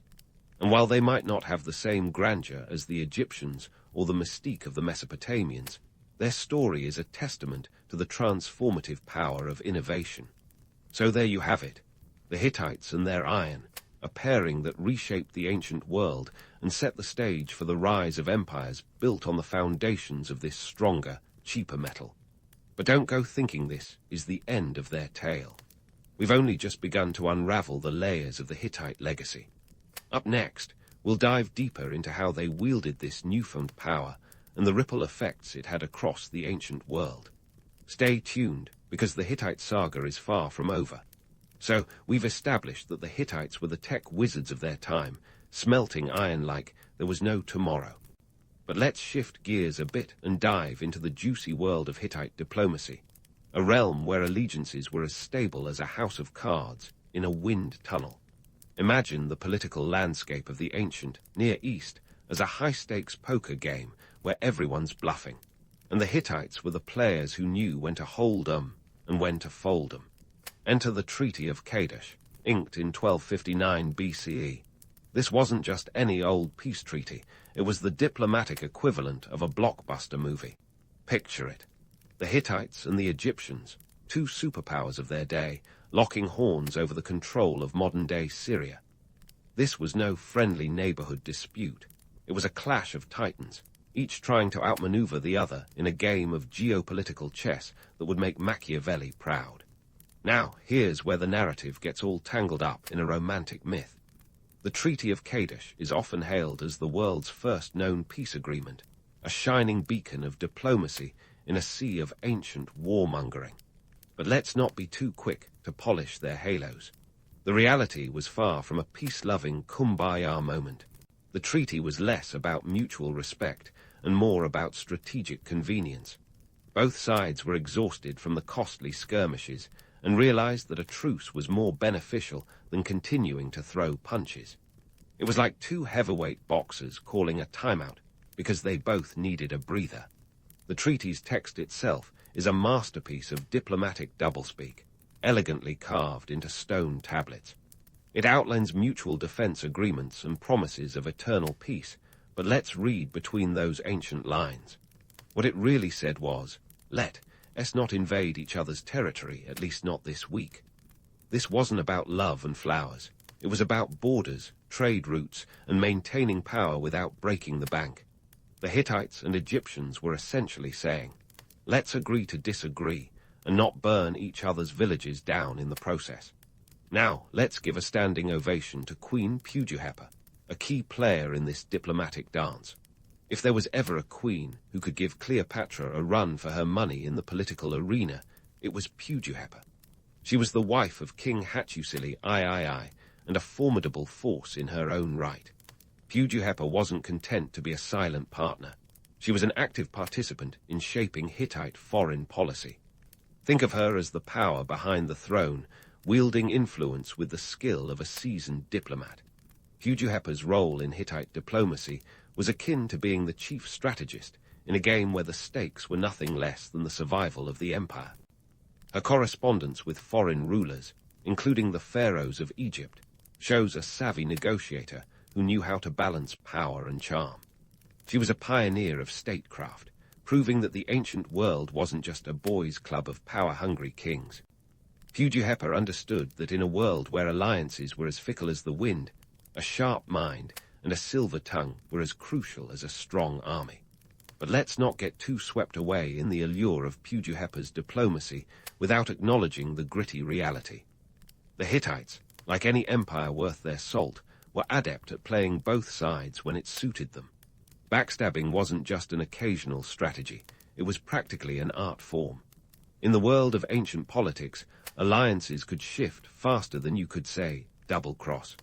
The Hittites navigated this treacherous terrain with a combination of charm, cunning, and a willingness to get their hands dirty when necessary. And let's not forget the economic backdrop to all this cloak-and-dagger diplomacy. The Hittite Empire was an economic powerhouse, but maintaining that status required constant vigilance. The treaty with Egypt wasn't just about keeping the peace. It was also about securing trade routes and resources essential for the empire's survival. Iron may have been their claim to fame, but they also needed access to other goods, like timber from the Levant and horses from the north. In the volatile marketplace of the ancient world, ensuring a steady flow of resources was as crucial as any military victory. The Treaty of Kadesh and the Hittites' broader diplomatic strategies were about more than just survival. They were about thriving in a world where the only constant was change. The Hittites weren't just reacting to the shifting sands of power. They were actively shaping the landscape, playing the long game with an eye on the future. They understood that the real power didn't just come from the tip of a sword. It came from the ability to forge alliances and navigate the choppy waters of international relations. So, while the image of the noble, peace-loving Hittites might be appealing, the truth is a bit more nuanced. The Hittites were master tacticians, skilled in the art of realpolitik long before the term was coined. Their legacy isn't just about iron and empire. It's about the complexities of power and the intricate dance of diplomacy in an era where one wrong move could spell disaster. As we wrap up this chapter of the Hittite saga, let's remember that history is never black and white. The Hittites were neither saints nor sinners. They were complex beings navigating a complex world, just like us. Their story, with all its twists and turns, is a reminder that sometimes the best way to survive is to adapt, improvise, and maybe, just maybe, know when to make a deal with the devil. Coming up, we'll dive deeper into the Hittites' inner workings and the challenges they faced. You won't want to miss it. While we've established that the Hittites were master diplomats and iron innovators, let's shift our focus to the nuts and bolts of how they kept the empire humming without the help of modern technology. Imagine trying to run a sprawling state like a well-oiled machine when your fastest mode of communication was a guy on a horse with a clay tablet. Yep, the Hittites had their work cut out for them, and they tackled it with some surprisingly advanced legal and administrative innovations. First up, the Hittite legal code. Think of it as the ancient version of a terms and conditions document, but with a bit more bite. This wasn't just a list of do's and don'ts. It was a comprehensive system that governed everything from property rights to personal conduct. And here's the kicker. It was shockingly progressive for its time. While many ancient laws were about as fair as a rigged carnival game, the Hittite code was relatively egalitarian. It recognized the rights of women and children, and even slaves, in ways that would turn some of their contemporaries green with envy. Take property rights, for instance. The Hittites were ahead of the curve in acknowledging women's rights to own and inherit property. This wasn't some token gesture. It reflected a deeper understanding of social dynamics that was rather forward-thinking. In a world where women often had fewer rights than a pet rock, the Hittites were laying down the law that said, hey, women are people too. They weren't exactly feminists by modern standards, but in the context of their time, they were pushing boundaries. Let's talk penalties. Because who doesn't love a good ancient justice system? The Hittite code was big on fines, which might sound like a slap on the wrist compared to the off-with-their-head approach of others. But in a society where wealth was a measure of status, a hefty fine could be a real gut punch. It was less about vengeance and more about keeping the social order intact. The Hittites seemed to understand that a penal system based on economic deterrence could be just as effective as corporal punishment, if not more so. Now, don't go thinking the Hittites were all sunshine and progressive vibes. They had their moments of draconian measures, too. For example, while murderers might escape with a fine, other offenses like theft could result in enslavement. It was a mixed bag, and sometimes justice was as unpredictable as a toddler with a sugar high. But the overarching theme was clear. Laws existed not just to punish, but to maintain the delicate balance of their society. And then there's the administration. Oh, the administration. Running an empire is no small feat, especially when your empire stretches across the rugged terrain of Anatolia and beyond. The Hittites tackled this challenge with a system of regional governors called Lugals, who were essentially the go-to guys for keeping the peace and collecting taxes. Think of them as the world's oldest middle managers, juggling the demands of the central government with the needs of the local populace. These Lugals reported back to the king, who was more than just a figurehead. The Hittite king was expected to be a jack of all trades, a warrior, a diplomat, and perhaps most importantly, a master delegator. With communication slower than a dial-up modem, the king had to trust his governors to handle day-to-day affairs while he dealt with the bigger picture. This decentralized system was both a blessing and a curse. It allowed for flexibility and local autonomy, but it also meant that the king had to constantly keep an eye on his governors, lest they get too comfy on their regional thrones. And let's not forget the paperwork, or in this case, the claywork. The Hittites were prolific record keepers, and their archives were packed with tablets detailing everything from trade agreements to agricultural yields. These records were the lifeblood of the Hittite bureaucracy, ensuring that the empire's gears kept turning smoothly. It was the ancient equivalent of a data-driven government, where decisions were based on hard facts and figures rather than whims and fancies. However, maintaining such a vast repository of information had its downsides. For one, it required an army of scribes skilled in the art of cuneiform writing. These unsung heroes of the Hittite administration were the ones who kept the empire's memory alive, chronicling everything from the mundane to the monumental. But as with any large bureaucracy, there was always the risk of information overload. Too much data and not enough action could lead to paralysis, a lesson the Hittites learned the hard way at times. And let's not gloss over the challenges posed by geography. The Hittite heartland was a rugged, mountainous region, which made communication a logistical nightmare. Imagine trying to send a message across the empire when your messenger had to navigate treacherous passes and unpredictable weather. It was like trying to deliver a pizza in the middle of a snowstorm without GPS. Yet the Hittites managed to create a network of roads and relay stations that made it possible to govern effectively despite the odds. But despite their best efforts, the Hittites couldn't escape the occasional hiccup. Communication breakdowns were inevitable, and misinformation could spread like wildfire, leading to misunderstandings and conflicts. It was a perpetual game of telephone, where the message that reached the king wasn't always the one that was sent. This was the reality of governing in an age without instant communication, and it required a level of patience and adaptability that would test the mettle of any ruler. In the end, the Hittite administrative machine was a testament to what could be achieved with a little ingenuity and a lot of perseverance. They may not have had the technology we take for granted today, but they made the most of what they had, creating a system that was remarkably effective given the constraints. Their legacy is a reminder that sometimes the best solutions come from thinking outside the box, or tablet, in this case.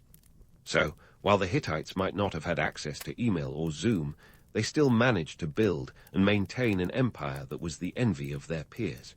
Their legal and administrative innovations laid the groundwork for future civilizations, proving that sometimes The old ways are worth revisiting. As we continue to explore the Hittite story, we'll uncover more about the inner workings of their society and the challenges they faced. Stay tuned, because the saga of the Hittites is far from over.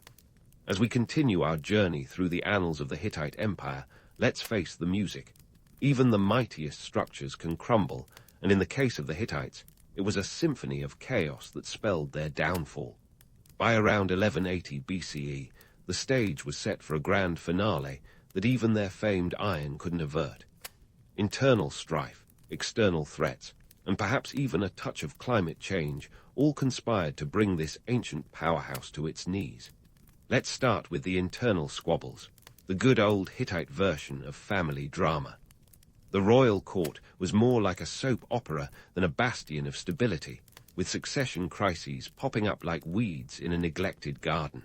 Kingship was a precarious gig, and the throne was often a hot seat of contention.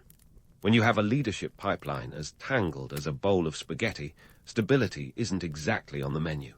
The Hittite kings had to keep one eye on their expanding empire and the other on their own kin, who were just as likely to stab them in the back as support them. And it wasn't just the royal family adding to the chaos. Regional governors, those LUGALs we talked about, started seeing themselves as more than just middle managers. Think of them as ambitious regional barons, each with their own power base and agenda.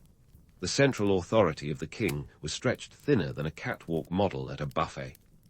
This decentralization of power, while initially a strength, became a double-edged sword, leading to a fractious political climate that weakened the empire from within.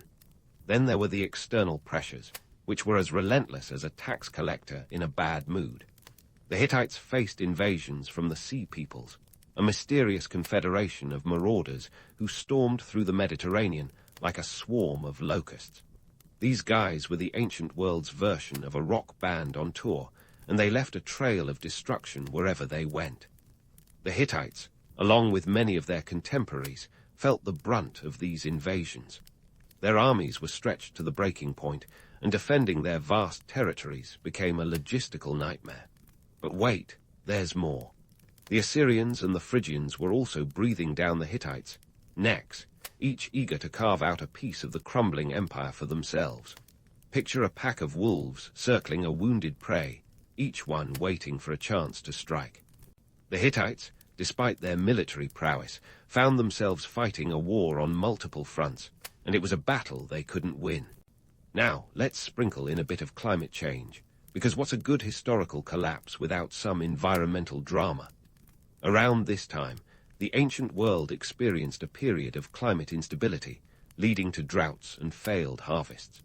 The Hittites, who relied on agriculture as much as their iron, faced food shortages that fueled internal discontent and weakened their ability to sustain their armies. When the breadbasket is empty, even the most formidable empire starts to starve. In the end, the Hittite Empire didn't so much fall as it unraveled. It was a slow-motion train wreck, a series of unfortunate events that chipped away at their foundations until nothing was left but ruins and memories. The once great city of Hattusa, with its grand fortifications and bustling streets, was abandoned, left to the elements and time. The empire that had once been a beacon of innovation and power faded into obscurity, its legacy buried beneath layers of history. And here's the kicker. The romanticized notion of the Hittites heroically fighting to the last man is, well, a bit of a stretch. The reality was less glamorous and more about survival. The remnants of the Hittite people didn't vanish. They adapted and integrated into the new order of things. They became part of the cultural tapestry of the region, influencing those who came after them in ways both subtle and profound. Their story is a cautionary tale of how even the most advanced societies can crumble under the weight of their own success. The Hittites were pioneers of the Iron Age, masters of diplomacy and administration, yet they couldn't escape the inevitable tides of change. Their collapse was a blend of human folly and uncontrollable forces, a reminder that history is rarely kind to those who rest on their laurels. So, as we wrap up this saga, let's take a moment to reflect on the cyclical nature of history. The Hittites' story is one of rise and fall, a narrative as old as time itself. Empires come and go, each leaving behind a legacy that shapes the world in ways big and small. The Hittites may not have the enduring fame of the Romans or Egyptians, but their contributions to the tapestry of history are undeniable. In the end, the Hittite Empire serves as a testament to human ingenuity and the fragility of power. They showed that with innovation and adaptability, great heights can be reached, but also that complacency and internal discord can bring even the mightiest down. As we look back on their story, let's remember that history has a funny way of echoing into the present, reminding us that the lessons of the past are always relevant.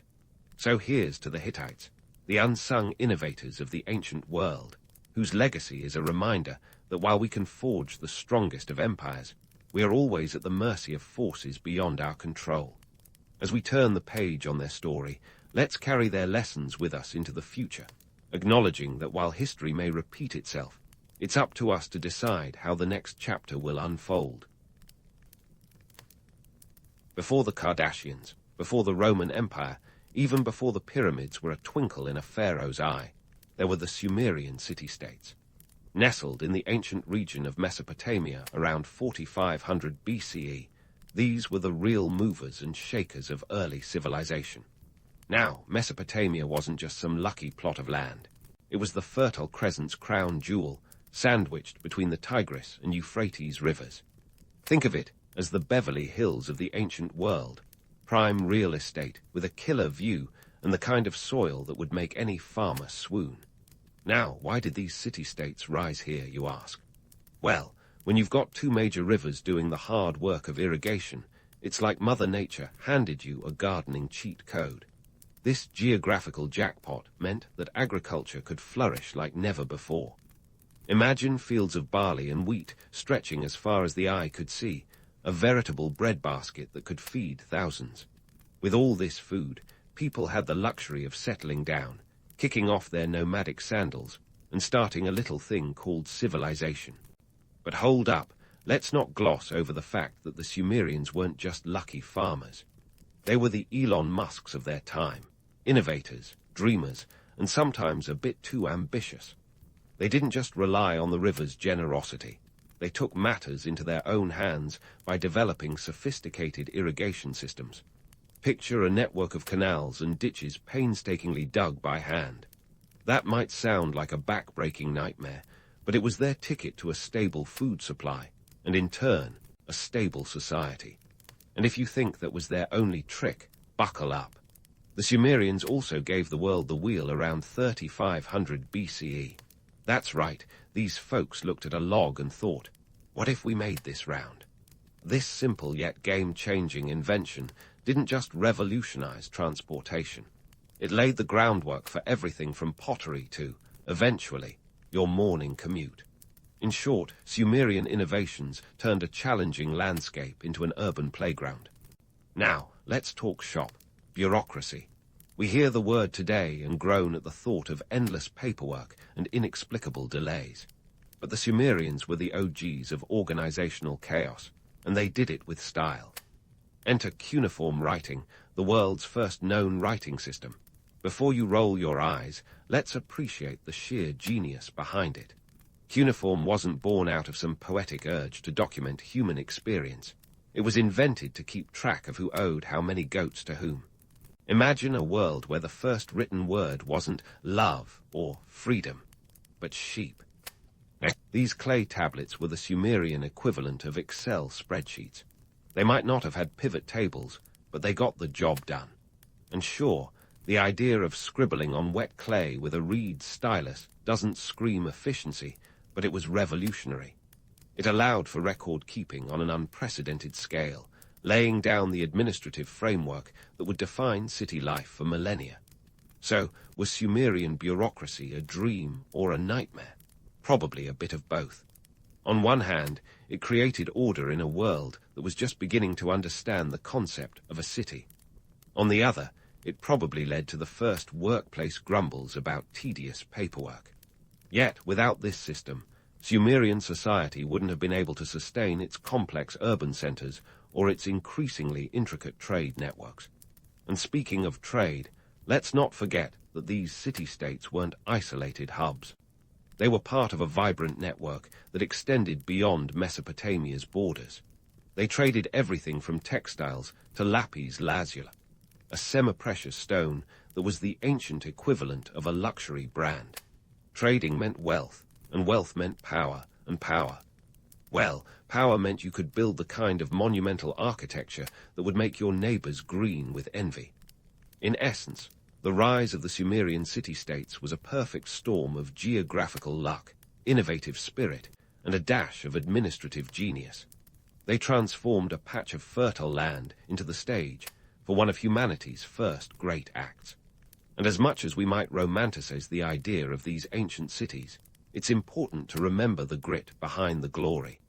The back-breaking labor, the relentless drive for innovation, and the unending quest for order in a world that was anything but. So, next time you're stuck in traffic, grumbling about the wheel or drowning in paperwork, raise a glass to the Sumerians. After all, they paved the way, quite literally, for the complex, bustling world we call home today. Now, let's shimmy over to the political dance floor of Sumer, where the city-state's love for squabbles and alliances was as inevitable as taxes and as messy as a Jackson Pollock. You see, while modern politics might have you thinking that today's leaders invented the art of the power struggle, the Sumerians were the original drama queens. Long before reality, TV made it cool. These city-states, each a proud little patch of land, were like siblings squabbling over who got the bigger slice of the pie. Yet, when push came to shove, they'd band together faster than you could say, hostile takeover. Enter the legendary Gilgamesh, the rock star of Sumerian politics, whose reputation was part history, part myth, and all charisma. According to the Epic of Gilgamesh, he was 2/3 god and 1/3 man. Now, I don't know about you, but those fractions sound like the kind of math that would make any high school student break into a cold sweat. Gilgamesh ruled the city-state of Uruk around 2700 BCE, and he wasn't exactly the poster child for benevolent leadership. Picture a king who could charm the sandals off you one minute and then demand you build a massive wall the next. The real Gilgamesh was likely a bit more grounded, but hey, legends don't get written about the guy who just balanced the budget. Speaking of budgets, let's talk about the cost of Sumerian peace and war. Imagine city-states like Uruk, and Lagash constantly playing a high-stakes game of Risk, where the prize was control over resources, trade routes, or just plain old bragging rights. Alliances were as fickle as a cat's attention, and each city-state had its own king, its own agenda, and often its own army. These armies were not just for show. They were the means by which city-states elbowed their way to prominence or got unceremoniously elbowed back. If you think your HOA meetings are tense, try negotiating land rights with an army at your gates. Now on to the piece de resistance of Sumerian governance, the law codes. You might think your local traffic laws are convoluted, but trust me, Sumerian law was on another level. The Code of Ur-Nammu, dating back to around 2100 BCE, is one of the earliest law codes we have. It predates Hammurabi's more famous code by a few centuries, and let's just say it wasn't exactly a light read. This code had fines and penalties for everything from theft to witchcraft. Yes, witchcraft. Because apparently making your neighbor's sheep mysteriously disappear into thin air was a thing. The laws were inscribed on clay tablets, which must have been the ancient equivalent of trying to write a novel on a Kindle. Yet, these codes were crucial for maintaining order in a society where disputes could quickly escalate into full-blown feuds. And while some punishments might sound draconian to us, like the infamous an eye for an eye, they were considered progressive for the time. Imagine a world where you could be fined for making false accusations or for accidentally letting your ox trample your neighbor's barley field. The Sumerians were nothing if not detail-oriented, but let's not pretend these laws were universally fair. Like many early legal systems, they favored the wealthy and the powerful, leaving the little guy to fend for himself. It was a world where justice didn't always mean equality, and where social hierarchy often dictated the severity of one's punishment. In essence, the Sumerian legal system was a bit like a game of Monopoly, where the rich just kept getting richer, and the poor were one bad roll away from losing everything. Yet, despite all the political maneuvering and legal wrangling, the Sumerian city-states managed to create a legacy that would echo through history. Their penchant for alliances, whether for war or trade, laid the groundwork for complex diplomatic relations. Their law codes, with all their quirks and inconsistencies, were a step toward a more organized society. And their legendary figures, like Gilgamesh, reminded us that human ambition and hubris are timeless. So, while the Sumerians might not have had the benefit of modern conveniences or the foresight of future civilizations, they understood the fundamental truth about politics. It's not just about power. It's about the stories we tell and the legacies we leave. And in that respect, they were way ahead of their time. As we wrap up this chapter in our Sumerian saga, remember that the city-state's tale is far from over. There's still plenty more drama, intrigue, and innovation to uncover in the world of ancient Mesopotamia. Stay tuned, because the best is yet to come. As we turn the page on the political pageantry of Sumer, let's dive into what really made these ancient city-states tick: cold, hard economics. Because at the end of the day, whether you're a king, a merchant, or just a guy trying to keep his goats in line, it all comes down to the Benjamins, or in this case, the bushels and barley. First off, let's talk about trade. Picture a bustling marketplace where you could snag anything from copper to carnelian beads, with merchants haggling in a cacophonous symphony that would put your local farmer's market to shame. Now, this wasn't just happening within the borders of Mesopotamia. Oh no, the Sumerians were the original jet-setters, minus the jets, trading across vast distances, stretching their influence all the way to the Indus Valley. That's about 1,500 miles, give or take, which is no small feat when your primary mode of transport is a donkey with a questionable attitude. The Sumerians weren't just peddling trinkets. They were dealing in goods that were the lifeblood of their economy. Textiles were a biggie, with the wool from their sheep being spun into fabric that was highly sought after. Then there were the agricultural products, grains, oils, dates, that fed the trade networks like a well-oiled machine. In return, they imported metals, precious stones, and timber, which were as scarce as a parking spot at a mall on Black Friday.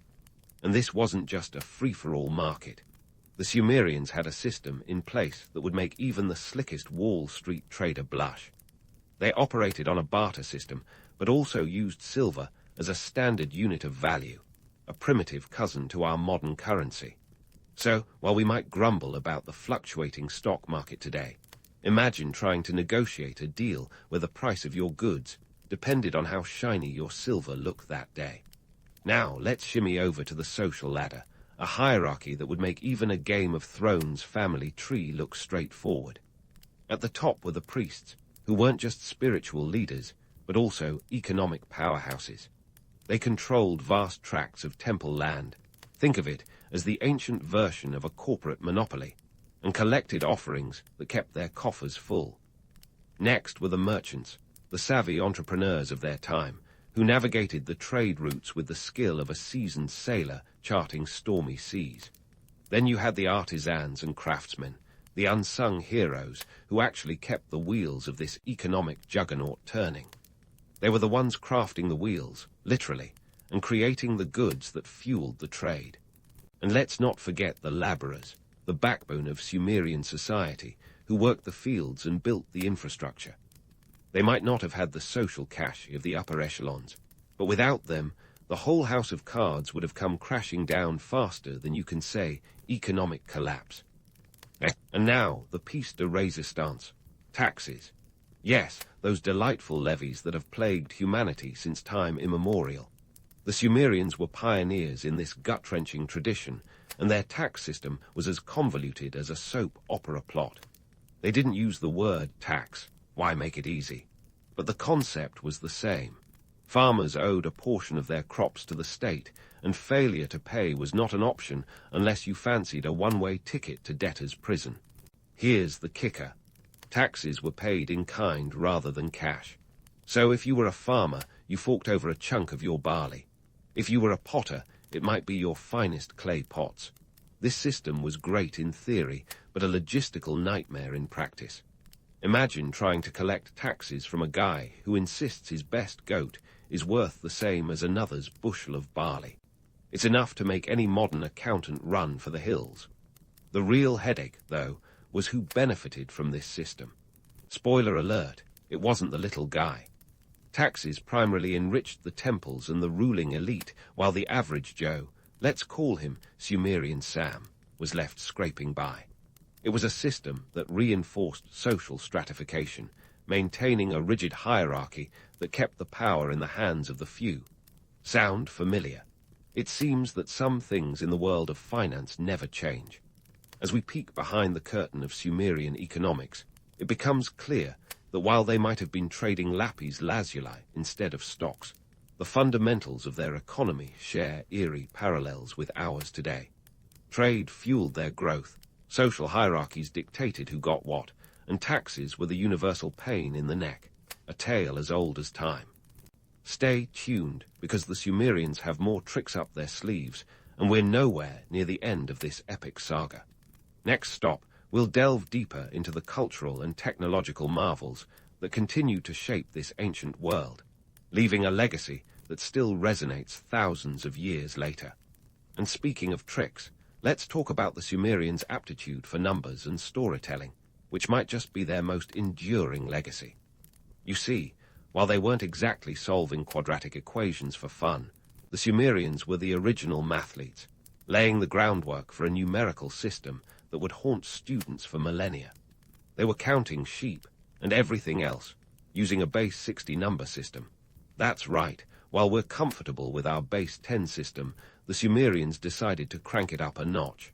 60 might seem like an arbitrary choice, but it's actually a genius move. It's a highly composite number, divisible by 2, 3, 4, 5, and 6, which made calculations quite flexible, perfect for divvying up land or goods without leaving pesky fractions. This base 60 system is why we have 60 seconds in a minute and 360 degrees in a circle today. So, the next time you're late because you misjudged how long it would take to get somewhere, you can thank, or blame, the Sumerians for the concept of time as we know it. Their mathematical prowess wasn't just for keeping track of time, though. It was essential for astronomy. They were busy mapping the stars, tracking celestial movements with an accuracy that would make a modern astronomer nod in approval. By observing the sky, they could predict lunar cycles and seasonal changes, which were crucial for agricultural planning. It was like having a farmer's almanac before paper was even a twinkle in a papyrus plant's eye. But let's not forget the real piece de resistance of Sumerian culture, their literature. Enter the epic of Gilgamesh, the granddaddy of all epic tales. The Sumerian storytelling acumen was so advanced, they crafted narratives that would echo through the ages. This epic, dating back to around 2100 BCE, is the oldest known piece of literature. It tells the tale of Gilgamesh, our part divine, part human hero, and his bromance with Enkidu, a wild man created by the gods to humble him. Think of it as the ancient world's buddy cop movie, complete with epic quests and existential musings. Now, while the story itself is a rollicking adventure, it's also a profound exploration of human nature, mortality, and friendship. Gilgamesh's search for immortality after Enkidu's death is as poignant today as it was back then. It's a reminder that while we might evolve technologically, our fundamental human concerns remain eerily similar. And let's face it, who wouldn't be a little freaked out by the prospect of an afterlife that involves crossing a river of the dead? But here's where we dive into the myth-busting. While the epic of Gilgamesh is often celebrated as a timeless tale of heroism and adventure, it's also packed with the kind of divine meddling and existential dread that makes Greek tragedies look like light comedies. The gods in Sumerian mythology were capricious, often using humans as pawns in their celestial chess games.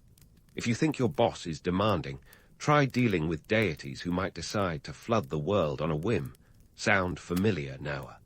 The Sumerians' gods were as much a part of their daily lives as their morning barley porridge.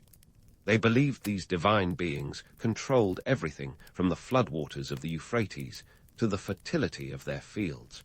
Temples weren't just places of worship. They were economic powerhouses that controlled vast resources and labor forces. This intertwining of religion and economy wasn't just a Sumerian quirk. It was the blueprint for civilizations to come.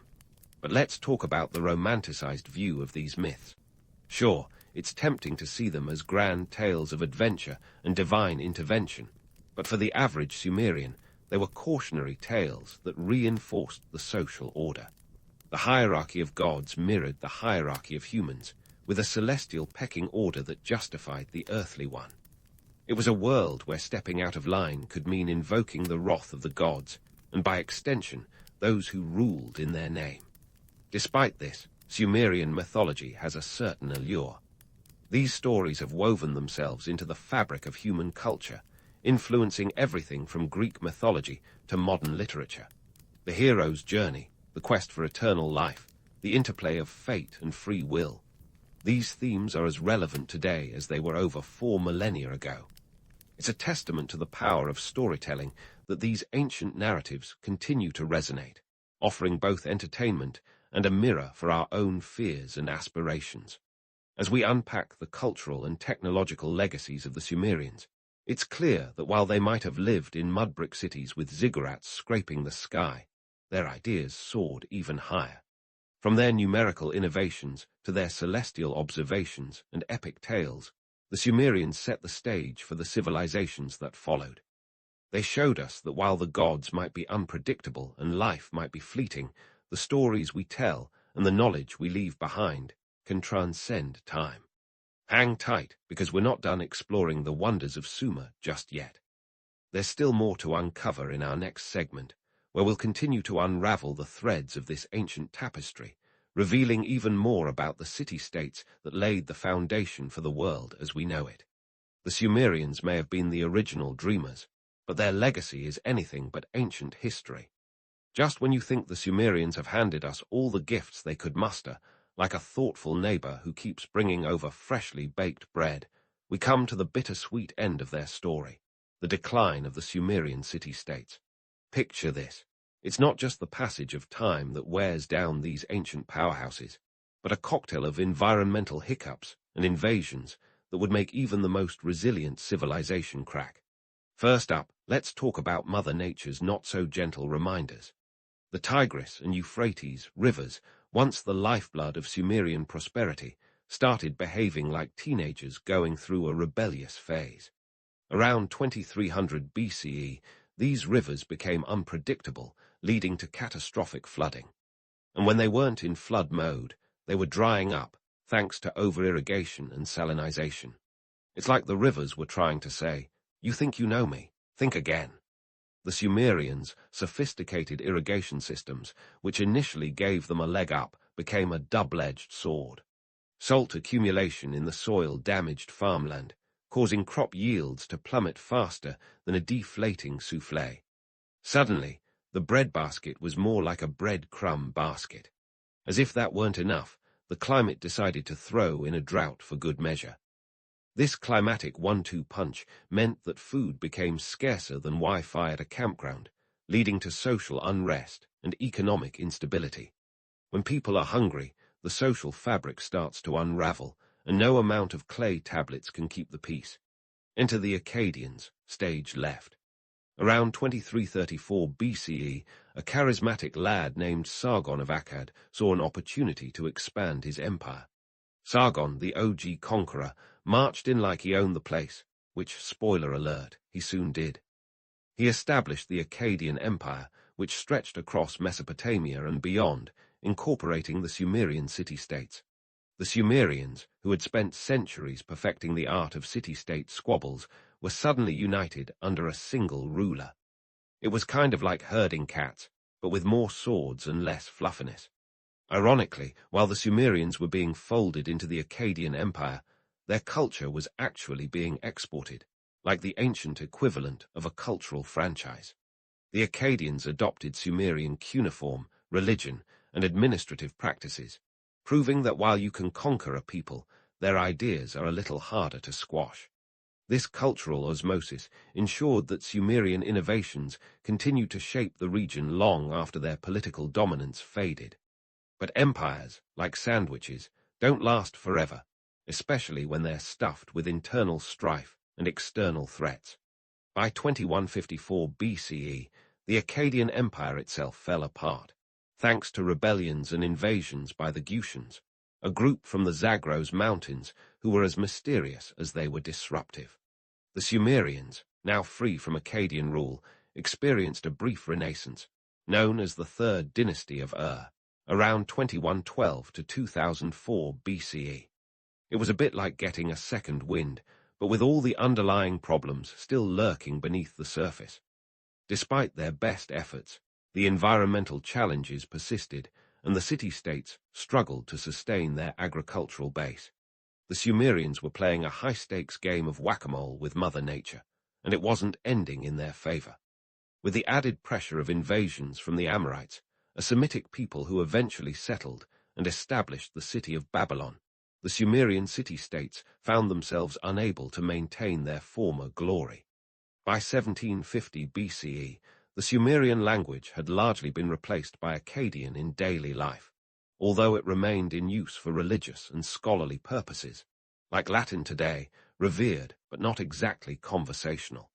Now, before we wrap up this ancient saga, let's reflect on the Sumerians' lasting impact. Their legacy is like a durable piece of denim, ever-present and hard-wearing. From their innovations in writing and mathematics to their religious and cultural influence, the Sumerians laid the groundwork for future civilizations. They passed the baton to the Babylonians, Assyrians, and eventually the Persians, each borrowing and building upon Sumerian achievements. In a modern analogy, think of the Sumerian city-states as the startup that got acquired by a tech giant. They might not have ended as the dominant force in the region, but their innovations became the foundation for future success. Their blend of myth and reality continues to captivate our imaginations, reminding us that no matter how advanced we become, the stories and struggles of those who came before us are woven into the very fabric of our existence. So raise a glass or a clay jug if you're feeling authentic to the Sumerians. Their civilization might have faded, but their influence is immortal, etched into the DNA of human history. As you ponder their rise and fall, remember that while rivers may change course and empires may crumble, the legacy of innovation and storytelling is a current that carries us forward, undeterred by the sands of time.